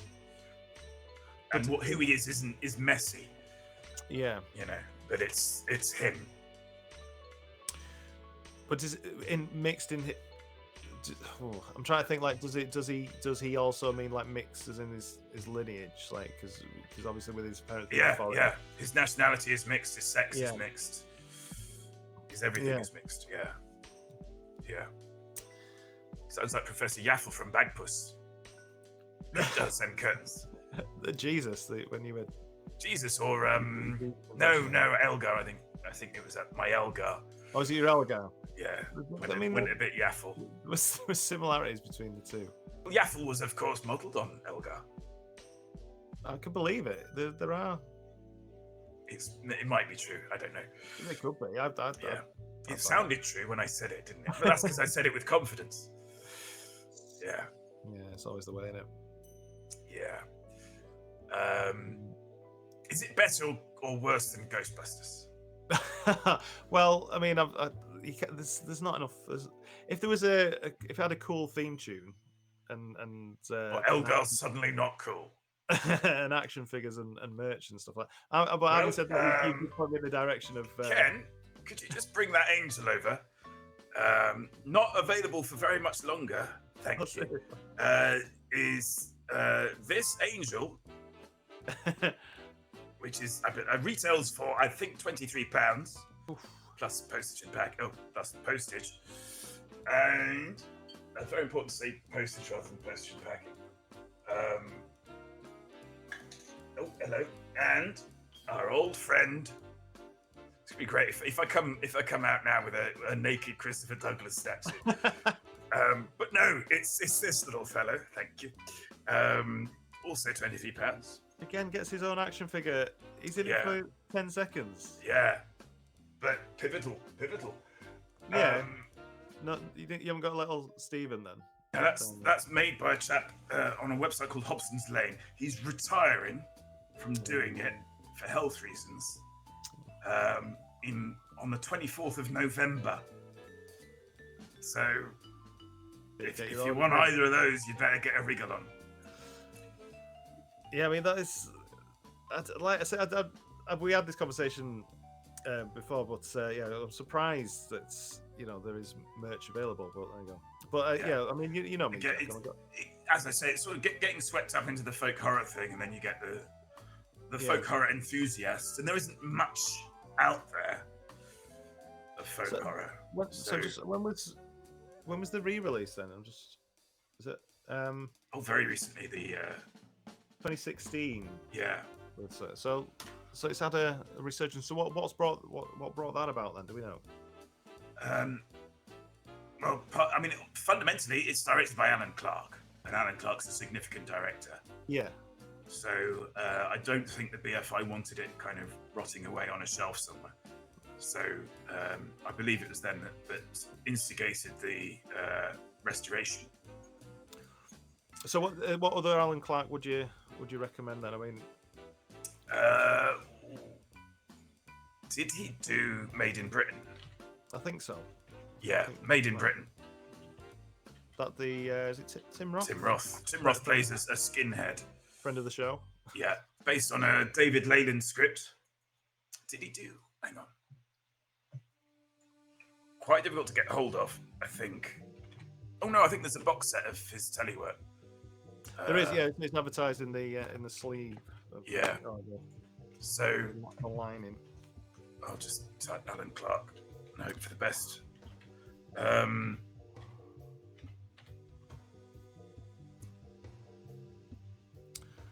But yeah, I can't do another scum though, Jack. I'll warn you now. I've got this. No, it's that might be a good whiteboard. Traumatic. So you liked it though. It liked being a difficult word, but it was harrowing, but it made a valid point about institutionalization, what have you. So yeah, Psy Warriors. Yeah, that's my other big reco. What Warriors? Sorry. Psy Warriors. PSY. Psy Warriors. That's a lot of it's got that Irish actor that I absolutely adore in it. I love him so much. Couldn't tell you his name. Hang on. It's one of those names that's of course that's his name, and then forget it, mate. Colin Blakely, of course, Colin Blakely. Oh, I can't bring it to mind though. Warren Clark is in it. I should warn you as well before you see it. Has got a penis in it. Oh, there is a penis in this one as well. Yeah, very very different. It's handled very differently. Oh. But and it's not Christopher Douglas's. You shouldn't handle that in a film.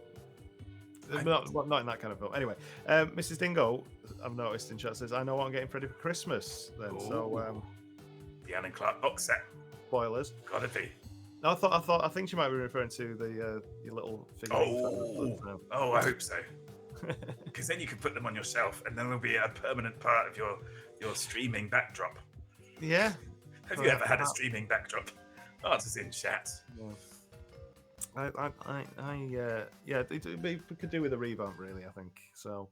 I mean, that's all coming anyway. But like, that's Speaking of which, I mean, this. You're having one as well, aren't you, mate? All of this, this whole room is revamp. I can't quite tell you what any of it is yet, really, but it's not the revamp, though, is it? This is relaunch. This room that we're in. Relaunch. This very real room that we are currently in, that is real, is going to be the main room that we do our Just Chatting streams from. And I think this scene as well. Hello. This scene is going to be used quite a lot for when we throw to not so much this scene, I think. We'll use this scene a bit, I think, but mainly, this scene for when we need to look at something on the internet or whatever, as we so often do. It's there. You might as well use it. And Curtin's very taken with the skirting board there. I did the moulding myself, MC. No, I was referring to the box set, but if the figures are cheaper, both together, they're gonna. I don't think you're gonna get any change out of 50. I mean, I can't do another scum, Mrs. Dingo. You can't make. I'm not watching scum again. But Freddy Dingo, you can get the traffic warden from Threads. Oh, there's a figure. Yeah. Well, yeah, I'm not sure if I'm brave enough to watch Threads because I've. You've been to Leeds. Yeah. I was in Leeds the other night. It's not as bad as Huddersfield. Oh God, nothing's as bad as Huddersfield. Oh dear. But yeah, so so not plucked up the courage to watch Threads yet because I've heard what it's about. Psy Warriors is by David Leyland, who also wrote Made in Britain.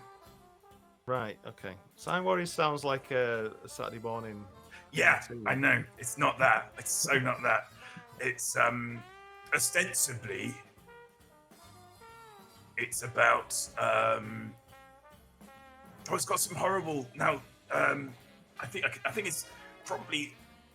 Are you familiar with that famous photograph of a man in, I think, Vietnam being executed in the streets? Oh, yes. Yeah. Unfortunately, so yeah.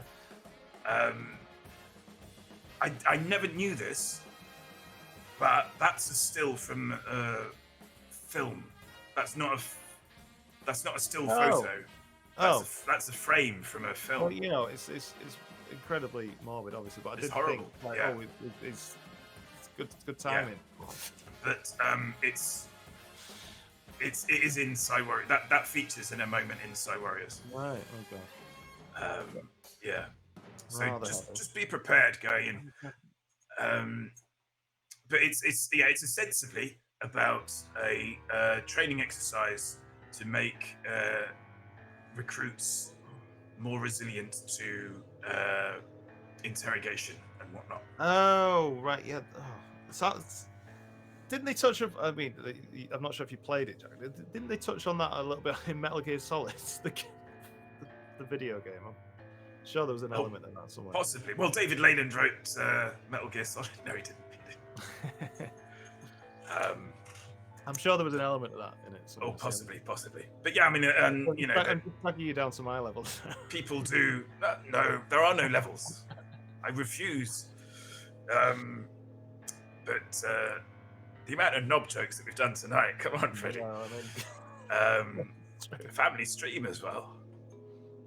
Threads is very grim, writes Plankton, but then it is set in Sheffield, so it has to be authentic. Oh, was it Sheffield? was it? I thought it was Leeds. We won't do the joke about the bomb doing millions of pounds worth of improvements. Yeah. We won't. It's beneath us to stoop to that sort of material.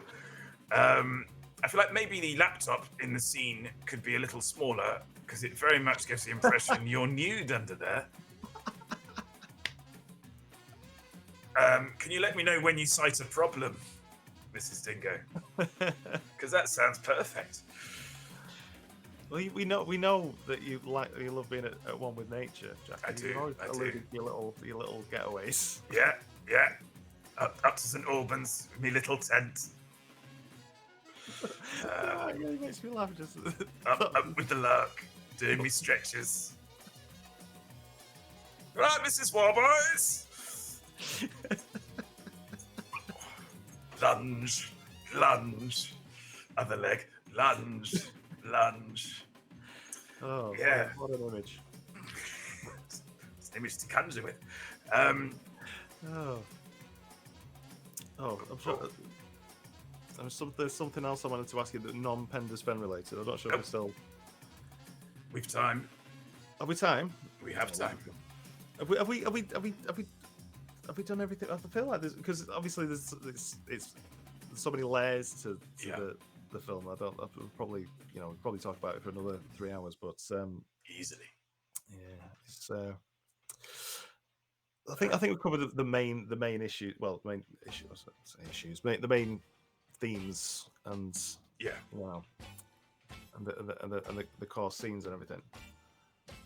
But like, is Stephen happy at the end? It's hard to know because, like you said, you talk about like his journey. It's different. I think he's happier. Yeah. But it's like it's such a weird situation at the end, though, isn't it? Like with like say he's been like the Mary Whitehouse has burned the photo, is ablaze, and then Penda comes along and saves him, and then they have this nice little chit chat with Penda, and Penda seems nice, but then he's like this is part of his, this is another one of his fever dreams, isn't it? Or something? Yeah, I think there's a sense that he's got work to do. Yeah, but he's got that kind of. I think he has a purpose. I think by the end. Yeah, he's kind of on a good path, and it's his purpose. In a better place than he was. It's not a purpose that he's. Well, it's a purpose that he's inherited, I guess, but it's he's genuinely inherited. It hasn't been forced on him by strange bodies. Indeed. Through the military school or through mainstream Christianity or whatever. Yeah. Well, it's like I said, I prefer him at the end definitely because he's certainly less judgy, I think. Oh no. Plankton is asking if you have your copy of the Life and Opinions of Tristram Shandy, Gentleman, to hand. I don't have one, Plankton. There isn't one. There isn't one, Plankton. I've got a copy of. I picked this up on for £1 recently. I've got a copy of Ghostbusters 2, Ooh, the new novelization, batch. the novelization by Ed Nahar. Okay. So we could read a chapter of that if you want. Do you have any Sphere photo novels? What? Sphere photo novels with an F for photo. The photo? No. What's one of them? That was some of my favourite objects. So because people didn't have any means of watching a film other than going to the cinema. Oh, with the viewfinder. What's it called? No, it wasn't the Viewmaster. It wasn't the Viewmaster. Okay. This was. If you imagine a kind of a graphic novel of a film, but made entirely from photos. photos. No, that sounds brilliant, though. Directly taken from the film print. Ah. And what's really cool about them is that because of the way that films are made and because of the way that books are published, they often the photo novel would be made from an early assembly of the film. Ah. So, for instance, my go-to example for this is join in chat if you can. Close Encounters of the Third Kind. If you have the photo novel of that, it's the director's cut. So that came out essentially concurrent with the film in cinemas, but it has a version that I don't think came out until the early 2000s. I think. Very good. So yeah, and it's really good. And I think the other one that happens with is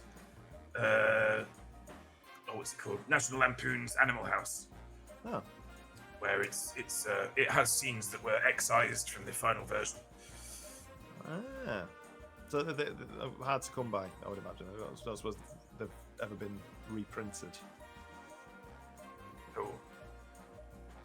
But they fetch a pretty penny online. I was going to make a joke about Back to the Future, but I forgot about who the first guy that played Marty McFly was. Who got Escand. Yeah. I don't know. I can't remember what the story was. Yeah. What was his name now? It's gonna. I'm more interested in the fake Yahoo Crispin Glover. In the in second Back to the one. Future too. Yeah. Well, yeah, but he's upside down. You can't tell. It's fine. Well, his lawyer's good. Oh, really? Yeah. Amazing. So what was the outcome of that then?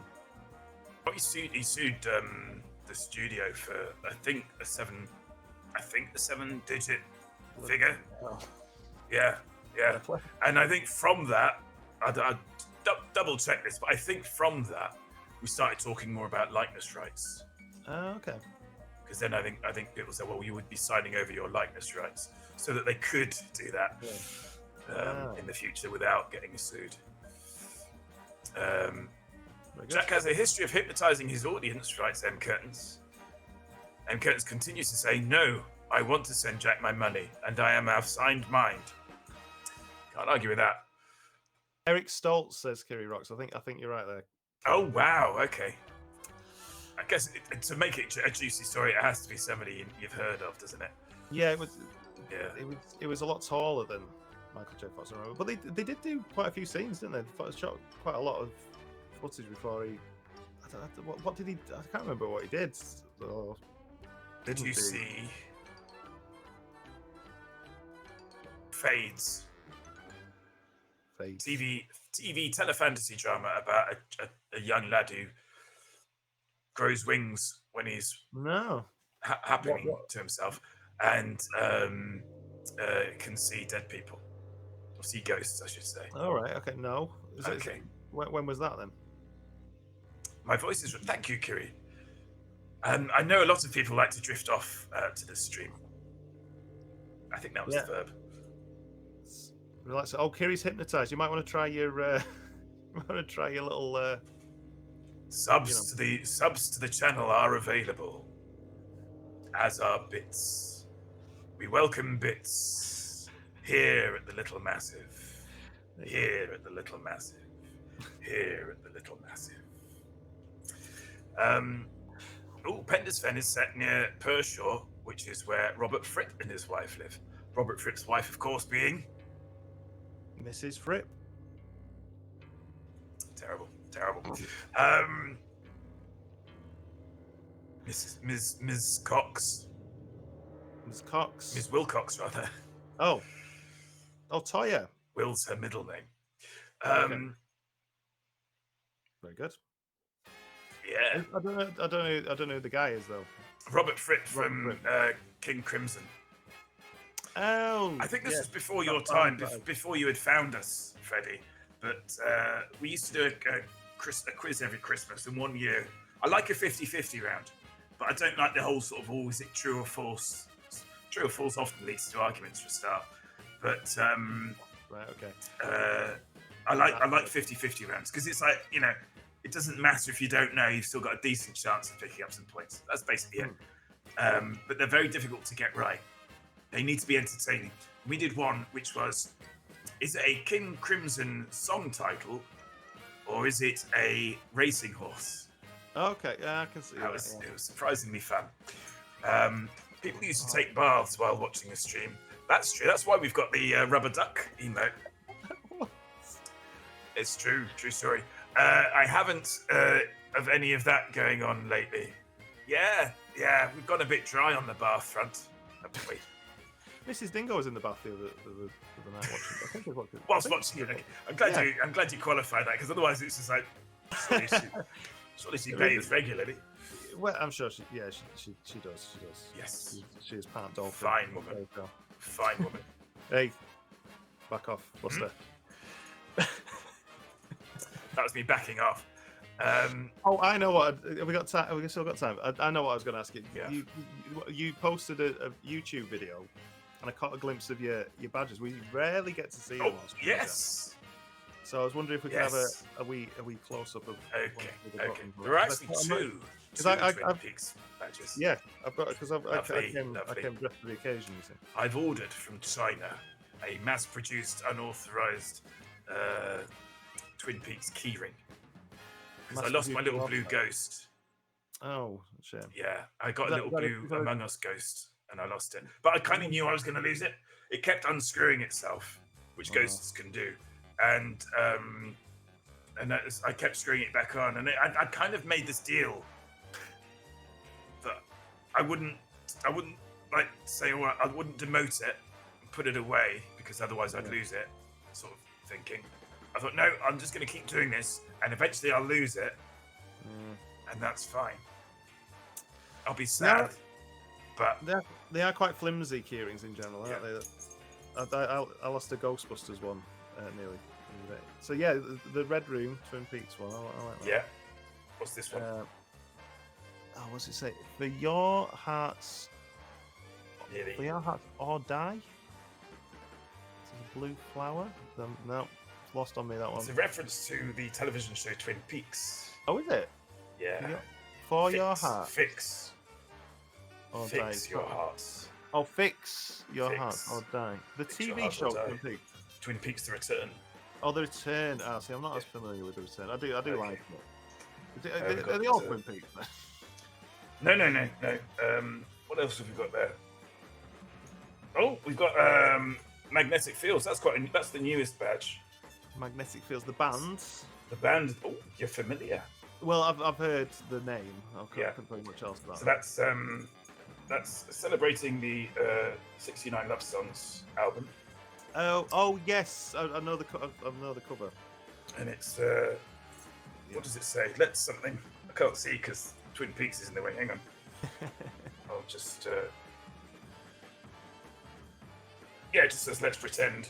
Let's pretend we're bunny rabbits. And what's Let's the- do it all the time. Sorry, I didn't realize it was. Those are the lyrics, I think. It was really burst into song. What's the mouthless little smiley face thing? Mouthless little bat is a very sought after Fall Guys pin. Oh, of course it is. Yeah, Yes. that's if you imagine the sort of the roundel face Yeah, of the Fall Guys beans. And that's some sort of horror game. That's from EGX. That's, I think, mostly they're Elite Dangerous related. So yeah, your bio still says you play Elite Dangerous. Yeah, don't I need to change my panels. I need to Don't think change I've my ever seen you panels. play it. No. So, and I've been following, we've been following for like a good year or so. I'm sorry. No, I don't know what I'm missing, do I? So I've never And seen it. and Mrs. Dingo says, I bought Freddie a Twin Peaks coloring book and T-shirt for his birthday. Yes. Have you done the coloring in? No. 'Cause Um, I'm not you're going to say all I'm far too busy. Far too busy. I'm far too busy. 9. How do you think I feel?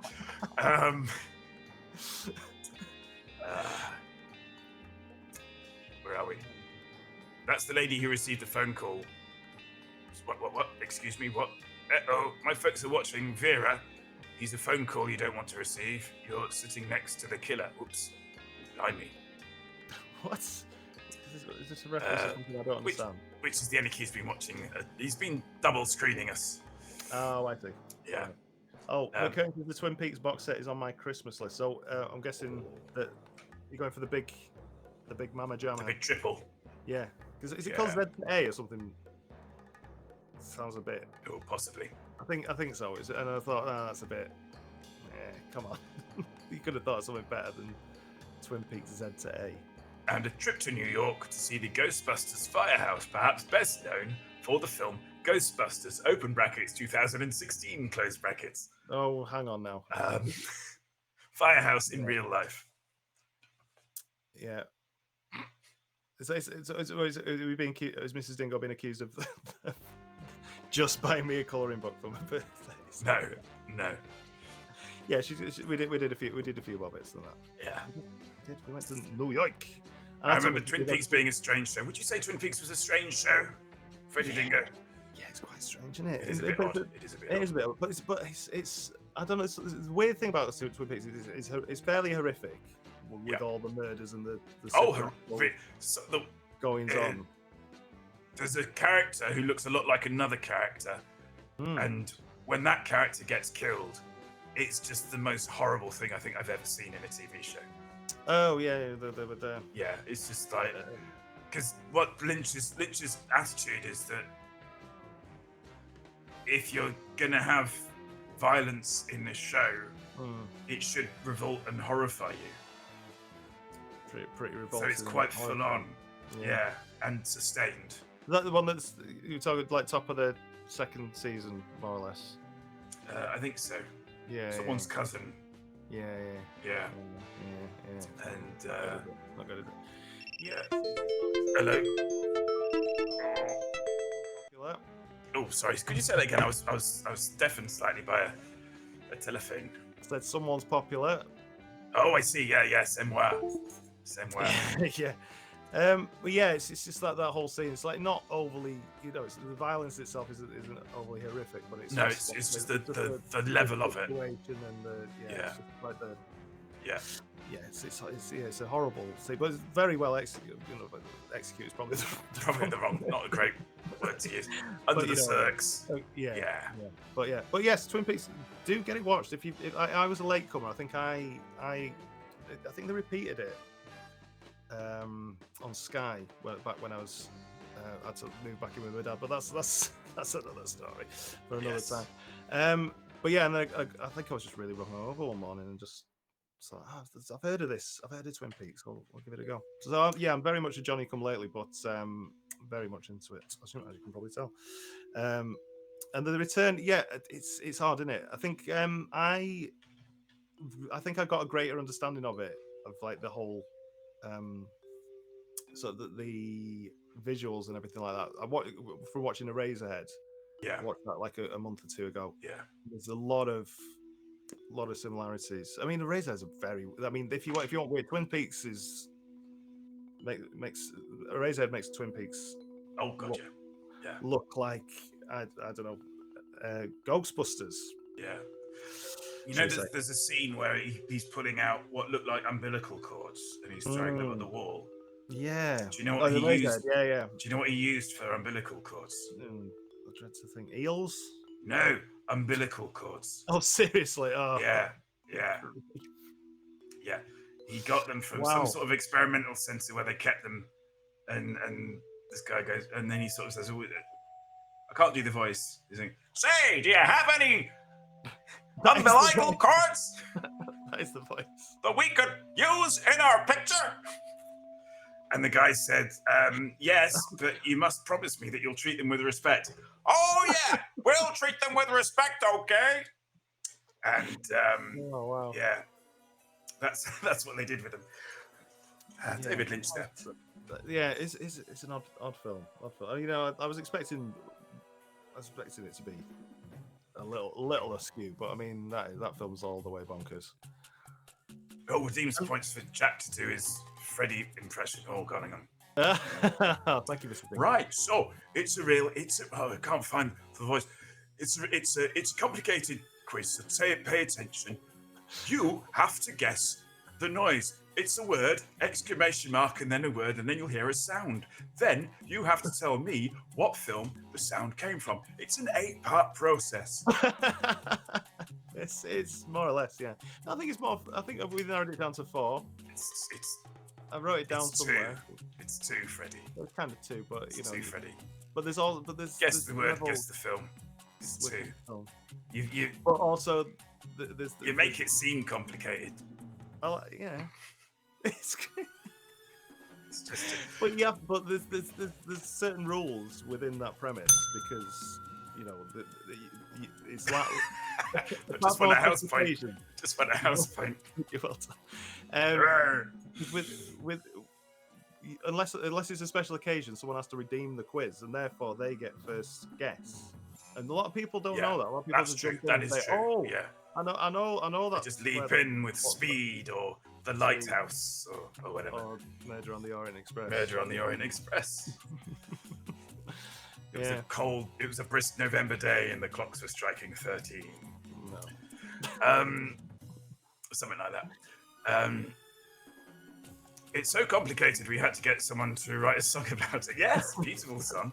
I'm jealous. Nobody's ever written a song for my stream. Oh, well.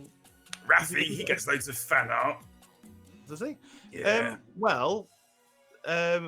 Didn't Bingo say they were going to do some fan art? That's true. Bingo that did suggest emojis. Yeah. Did they? Yeah. Were they forthcoming with that? I need to. I think they make me. They want me to make more of an advance Okay. on it. The movie quiz is always. It's not as fun as wrong answers only, or as beautifully presented. Oh well, yes, that's Yeah. And you've not got that artist badge you so richly deserve as well. I know. Damn you, Twitch. I know 5 artist badges. I mean, that doesn't seem like enough. enough, It's does not it? enough. Not enough. But like I said, we can probably do a grubby deal to get you a VIP badge, Jack. I think. Yes, I think so. If I reduce it substantially and then just DM you saying you need to get in there quick. Yeah, quickly get in there. Maybe we'll do it off stream. Do it off stream. That's the secret. Have we done you a shout out, Freddie Dingo? I don't know. I'm not watching the stream, so it's hard to tell. When are you next streaming? Have you got any idea? Tomorrow, hopefully. Tomorrow. Okay. 11:30ish. AM. GMT. AM. Yes. Yeah. GMT. BWT. Probably doing more Earthbound again. I've been playing it for about a year. Sorry, what now? We're doing Earthbound. God. On the Super Nintendo. Extraordinarily massive game. Do you want to see it? No. But the machine. It's a very big game. Are you going to show me your machine? Can do. Yeah. Oh, because we do original, as you know, Jack. As you know, we only do the original. Otherwise, it's illegal. Otherwise, it's cheating. Yeah. Well, I am using an illegal copy of Earthbound. There. That's not because it wasn't released in Europe. And that's a European style cartridge. So Nice. that's a a reproduction off of eBay for like 20 quid. But I'm not paying eBay prices for the NTSC version because it runs to like 300 quid or something. And it's too quick. Slow. It's too slow. Because of the way that those systems work. Hooked up to the frame rate of the set. I mean, I've been tripped up in that way before. Were you there when there was a game where you had to wait a certain number of seconds. It was 3 minutes. There's a Yes. part of the game where you have to wait That was 3 it. minutes behind a waterfall, and because of the slowdown, It took longer than 3 minutes. it took 3.5 minutes, and I had to do it 3 times before I worked this out. Yeah. So it took over 10 minutes, I think. The famous example of that is Sonic, which Oh, is yeah. essentially faster in Japan. Bit easier. Yeah. So it's faster in Japan, but theirs is the Mega Drive as well, though, isn't it? But is that's NTSC? I don't know, but it was similar. The same issue was basically the frame rate, the native frame rate. Well, I get dogs abuse from American viewers because I'm playing a PAL system. It's like, oh, it's easy, isn't it? It's easy. It is, yeah. Wow. Yeah. Well, I still finished Tintin in Tibet, which you probably didn't even get in America. Yeah. And that's a Can bloody hard game. I'm waiting for them to do the one where he goes to Yorkshire to set up a website. What, Tintin? Yeah. I've not Yeah, read remember that there's that famous book where he goes to one. Yorkshire to set up a website. Yeah, it's called. I can't even say it. Tintin. I can't do it. Tintin internet. There we go. Tintin internet. He's in the internet. Yeah, I should have gone down the Tron Avenue. I forgot what the setup was. I liked it. Tintin internet. There we go. I can do it now. I can get my mouth around it. Right, we're going to raid somebody. Oh, is it that time already? Blimey. Yeah, we're going to be raiding Jay Britton. Have you enjoyed yourself? Oh, mate, I've had the best time. It's been good. I mean, it's been lovely, hasn't it? Yeah, it's been really good. I did worry that I didn't have enough to say about this film, but Comfortably filled. Because a lot of it, me, Jack, I'm a simple man. A lot of it did go over my head. No, but, you've just got low self-esteem issues, and we're trying to work through them. Well, it gives me somewhere to go, doesn't it? It'd be weird if I, felt like I'd completed it, life that is. Yeah, just wandered around like the cock of the north. Yeah, no, that's not. No one's going to enjoy that. I think. No. Good. I've seeded out all of my ego to a third party, which makes it a lot easier to deal with. Because then I can sit outside myself and just go, yeah, steady on a bit. Oh, that sounds good. You have to put me in touch with someone. Big yourself up, why not? Yeah, follow me, please. Why not? Do follow Freddy Dingo if you're not already. Costs nothing. Very, very entertaining streamer in the early afternoons. Yeah. Which is it's a spot that needs filling.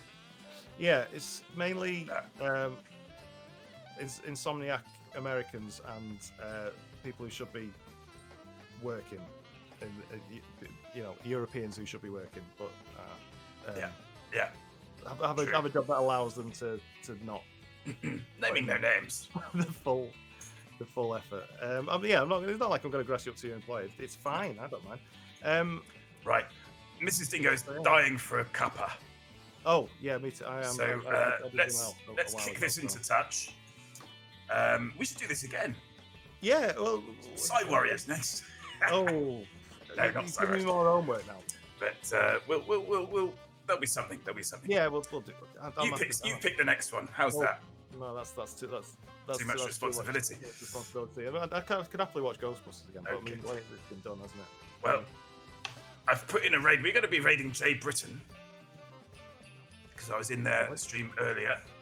Lovely stream. I first and foremost have to thank Freddy Dingo, and also I would say Mrs. Dingo, because obviously we've been incredibly disruptive to her this evening. I would also like to thank N. Cursons for moderating tonight, all you lovely people for hanging out with us tonight, and Steve Kirby for making me the man I am today.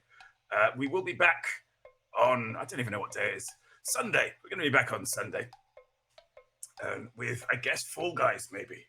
We'll see. But until then, be excellent to yourselves, be excellent to each other, and toodles for noodles.